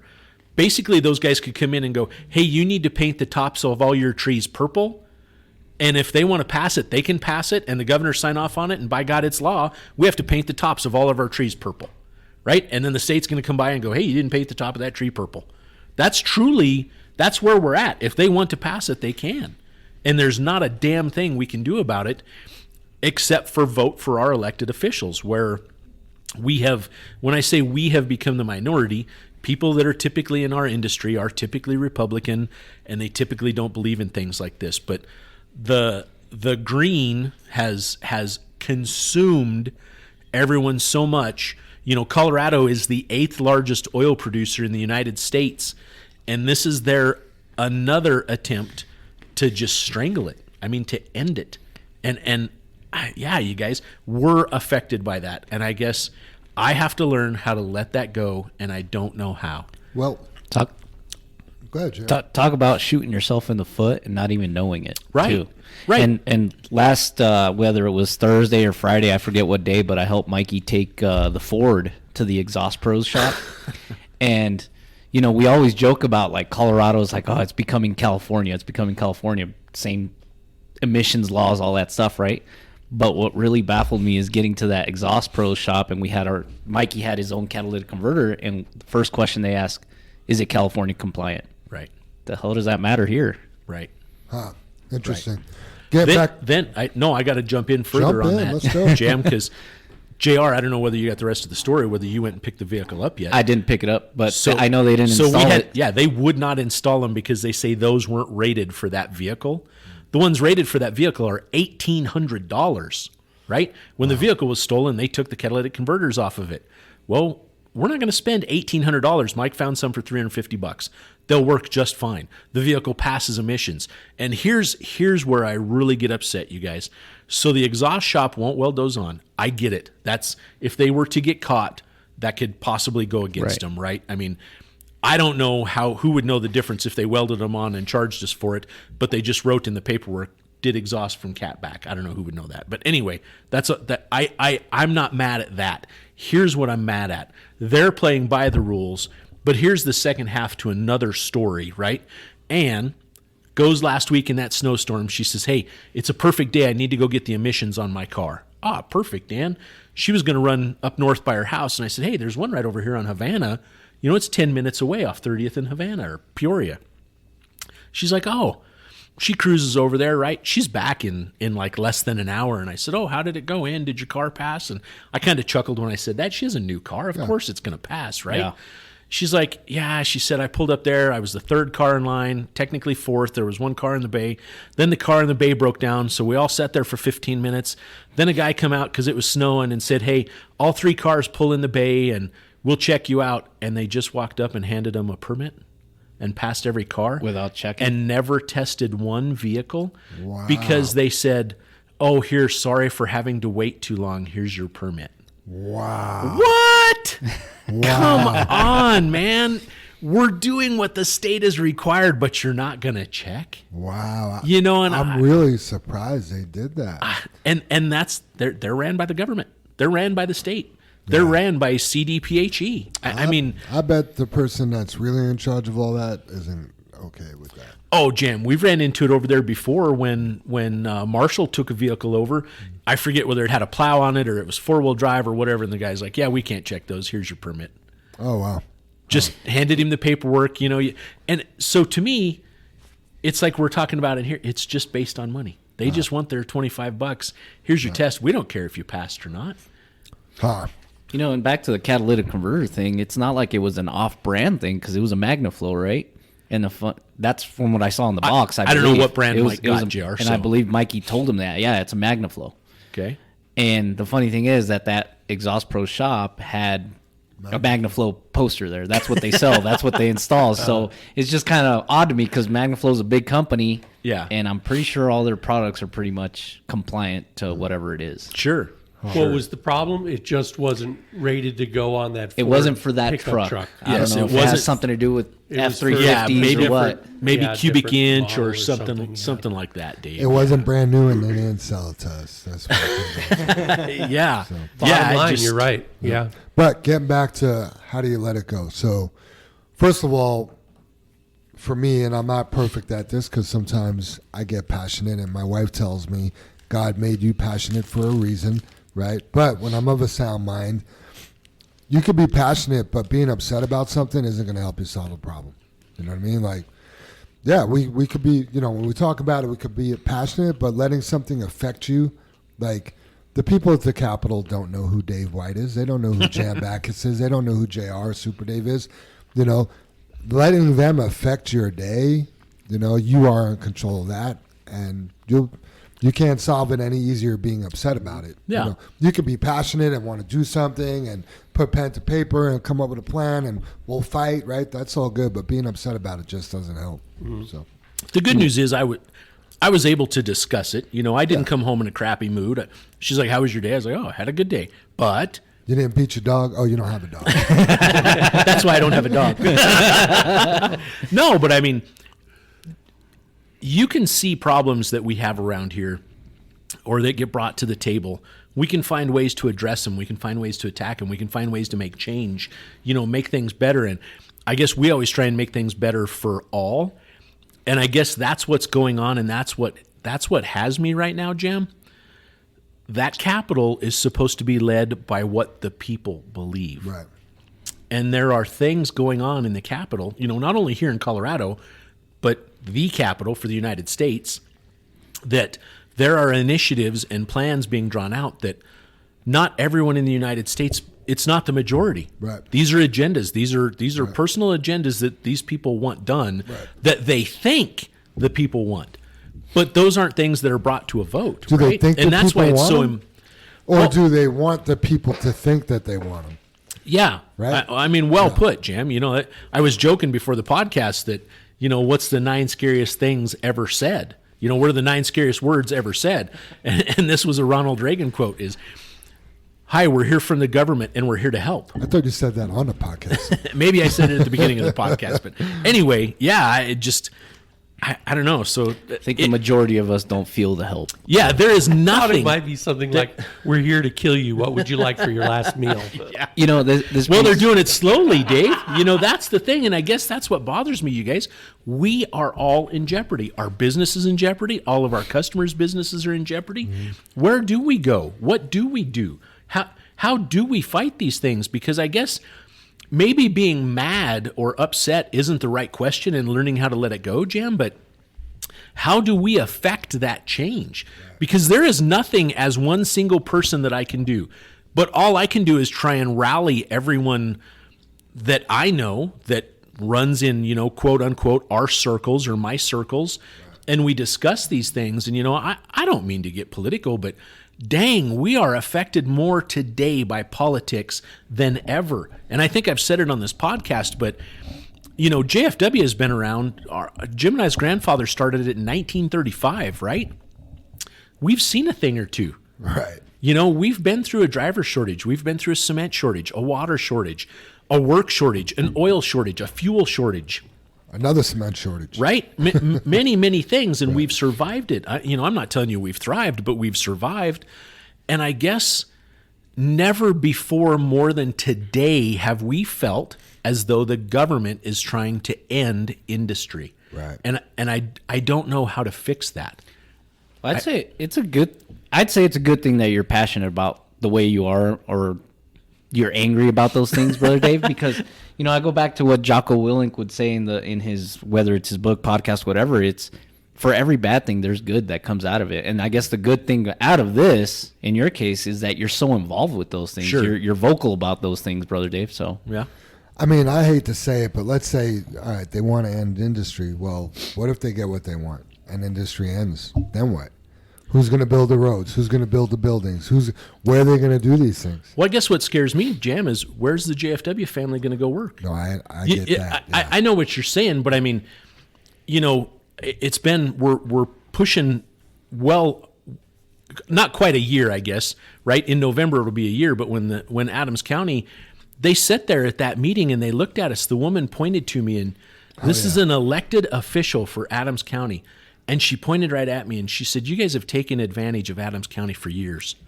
"No, not for years, for decades," she says. And she points at me and she says, "You can go somewhere else if you want. Why don't you go to Douglas County?" Right. And then she goes, "Oh yeah, they don't want you there either." Mm-hmm. And these are our elected officials. Right. One time I would love to go, I'm not vindictive like this, but what would she do if she had no water? Right. What would she do if she couldn't flush her toilet? Right. What would she do if her sidewalk was torn out and she couldn't drive into her garage at night?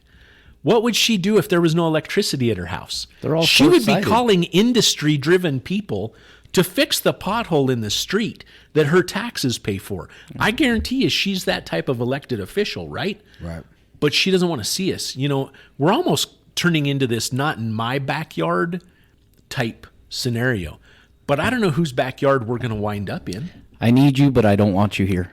Right. That's basically what it is. It's short-sightedness of those people. Right. That's where it gets exasperating. Yeah. It's hard to cover and it's hard to deal with. And it's, the reason we're recording the podcast a day early is because, I had to be selfish and I had to set up a meeting. The only time the people were available was tomorrow morning at 7. So it was going to screw up tomorrow's podcast. You guys were able to jump in. We're doing it a day early. But tomorrow I meet IPOC. I meet as the chairman of IPOC with the Colorado Motor Carriers Association, also with the Colorado Contractors Association. These are huge associations in Adams County and in Colorado, right? It's the Colorado Motor Carriers. It's the Colorado Contractors Association. And I guess, we're going to sit down and try and come up with a plan just to navigate Adams County alone, not to mention what's going on in the state. And we're just trying to get letters out from associations that represent literally tens of thousands of people in industry, not just companies, but tens of thousands of people in industry. You take companies like ours and all the companies we work for, the Brannons, the Fioris, the Metro Mixes, the Aggregate Industries, the Martin Mariettas, the list goes on and on, the Quickcretes, there's all the fuel suppliers here that are part of IPOC, and we all need industry. And without it, we don't have a job, right? We're on the outs. It's like being kicked out of school for getting an A- almost. Right? Why would you want to kick out the same industry cause I've heard this somewhere. You can base the economy of a city based off of how much construction they have. Right. If there's a lot of construction, they have a really good economy. Right. So why kick out the people that are involved with that? Good question, JR. Yeah. Maybe that's why I'm so upset. I think it's a classic example of putting the cart before the horse. I get it. We're all reading about climate change. We're all reading about, cataclysmic storms because of global warming, blah, blah, blah. But, you can't have 500,000 electric cars without having the electricity to charge them. And that infrastructure isn't available. Okay, sure, concrete or cement production is like the 8th largest producer of greenhouse gases. Okay, great. But they don't have an alternative. Let's work on the alternative, you know? Right. Not just end it. Yeah, you can't end it because we need homes, we need roads, we need, all of these things. So in my mind, all of the rhetoric is putting the cart before the horse. Yeah. And they need to The same factory that makes those electric cars, I mean, are there going to be emissions limitations on them too? Right. Probably not. Because I they gotta read build an them. article about the electric car industry and how they want to have 500, like, I'm just making this up right now, but General Motors wants to produce 500,000 electric cars by 2030 or something. Yeah. But there's no infrastructure to charge all those cars. So what are you going to do? Well, California had rolling blackouts, and they asked everybody at their households, don't charge your cars during peak hours or something like that. Yeah. yeah. And But you gotta We're the drive most to work in the restrict. morning. They're the ones that are mostly pushing that too. Like that, we want electric cars, but yeah. yet, hey, we can't charge them. Yeah. Colorado's right with them. California was the first in the world, right? The first state in the world to mandate the sale of diesel trucks by 2030. X amount of trucks. The elimination of sale. You have to be electric. Yeah, they are not going to sell diesel trucks in Yes. California. They're the first that went with the whole it has to have a DEF system, Yes. or it's not allowed here. Well, that's the CARB, right? Right. For CARB California, our federal government doesn't mean anything. Their rules and regulations aren't strict enough. CARB is the California Air Research Board. They're the ones basing, every sticker we own on every truck we own has a sticker on it with the state of California that says CARB compliant, right? So we can drive in those trucks in California. They can be sold in California, used in California. By 2027, they're about to make another leap, and we will have the option not to buy a CARB compliant truck, right? Because it's more money when we run 100% here in Colorado. So we'll have to cross that bridge when we get there. But Dave, I don't want to get off track here, but we already have. So you said 2 words, global warming.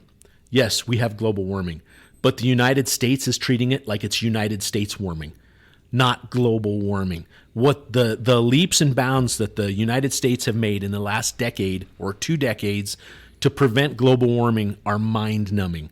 We are probably one of the cleanest creating countries in the world. When you go back and you look between China and India, they're putting online 2 coal-burning power plants per week. They're building, and they're creating and putting online 2 coal-burning plants per week between China and India. The U.S. is closing them. We're closing coal-burning plants, and they're building them over there. We need to keep in mind, if we want to complain about something, and God, I don't want to make this political, but our former president was all about the sanctions to China. Why? He wanted better, cleaner things, right? We can do it better here in the U.S. We can build things and manufacture things cleaner here in the U.S. We can put sanctions on China where we don't buy their stuff, and we're not supporting them building all of these things, right? I bet everybody loves their iPhone. It's not made here in the U.S. Not everybody. Yeah, right. Number one. I love mine. I know Number one, not love lover of mine. iPhone right here. So anyway, yeah, but I mean, that's my point, you guys, is these are just some things that, I need to learn to let go, but maybe I can look at your point, JR. Maybe because I'm passionate, I can turn that around and, figure out a way to try and fight these things or try and, Because to me, you seem like you're very involved with it. You talk to former senators or current senators, and Right. you're involved in these groups. I mean, that you're technically going out there and speaking for a lot of us, I guess. 2 years ago, I was ignorant and my life was bliss. Now a possible law is coming into effect, and I'm like, my head's exploding. You know what I mean? And those are the things I need to take my emotions out of it. Maybe that's a better way to put it. I don't know. Yeah. So anyway, that's my final thoughts. I don't know, Okay. as random as they were, that's kind of my final thoughts, you guys. So Anybody else? Final thoughts? Yeah, I can go on final thoughts here. As far as we're kicking off the season, this may as well be the week that it kicks off because of the very beautiful weather we're supposed to get. And, the long days are coming, the long hours. Let's take advantage of it. We talk about consistency and having the tenacity of just keep going. Because at the end of the day, a hard day's work is more satisfactory than one that is not. There's number of days where we're not busy during the wintertime and you go home and you're like, I feel like I wasn't productive. right. But just get at it, work at it, and I'll leave you with a quote here. Success is not final. Failure is not fatal. It is the courage to continue that counts. And that's by Winston Churchill. Nice. Good quote. Nice. So, I have a quote, Dave. Do you want to help me with it? Let's just put on the uniform and go to work. Those are my final thoughts. is that all you got? Is that all you got? All right. Don't forget to like and subscribe to the Channel 23 podcast. Hit that follow button. Also, don't forget to go back and listen to episode 72 and help find Ambyr's mom. The links to her story will be in the description of today's podcast as well. We'll say the creed and get out of here. Nice. Yep. Together we face and overcome all that stands before us. Together we are accident-free. Together we joyfully create honest value for those we serve. Together we celebrate our differences and respect those with whom we work. Together we are accountable for our words and our actions. Together we are the JFW family. All right. Thanks, everybody. Yep. Yeah.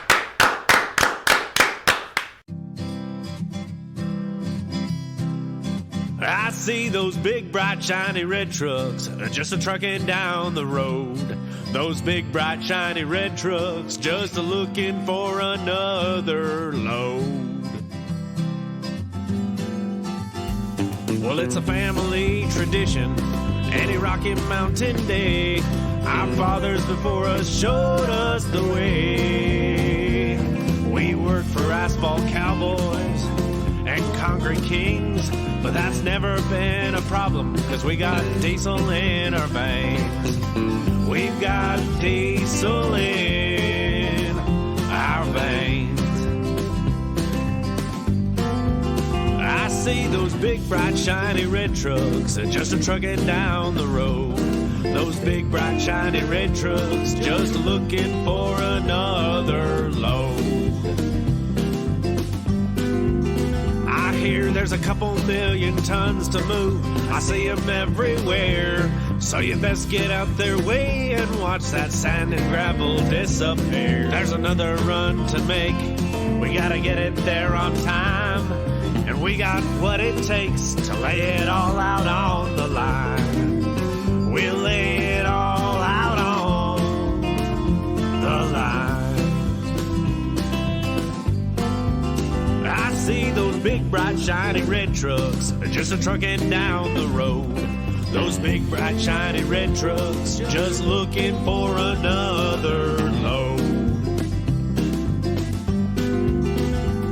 Those big, bright, shiny red trucks got the best drivers in town. They got all the tools they need to keep that hammer down. When they hit them scales, they won't need to dodge them, won't need to duck them. They just keep that hammer down, and they keep that diesel trucking. Keep that hammer down, and keep that diesel trucking. I see those big, bright, shiny red trucks just a-trucking down the road. Those big, bright, shiny red trucks just a-looking for another load. They just keep them doors a-closed, keep them butts in their seats, 'cause those customers are calling, and those red trucks can't be beat. They've gotta put the hammer down and pick up another load. Get it off the ground, keep them eyes open and on the road. Keep them eyes open on the road. big, bright, shiny red trucks, they're just a trucking down the road. Those big, bright, shiny red trucks, just looking for another load.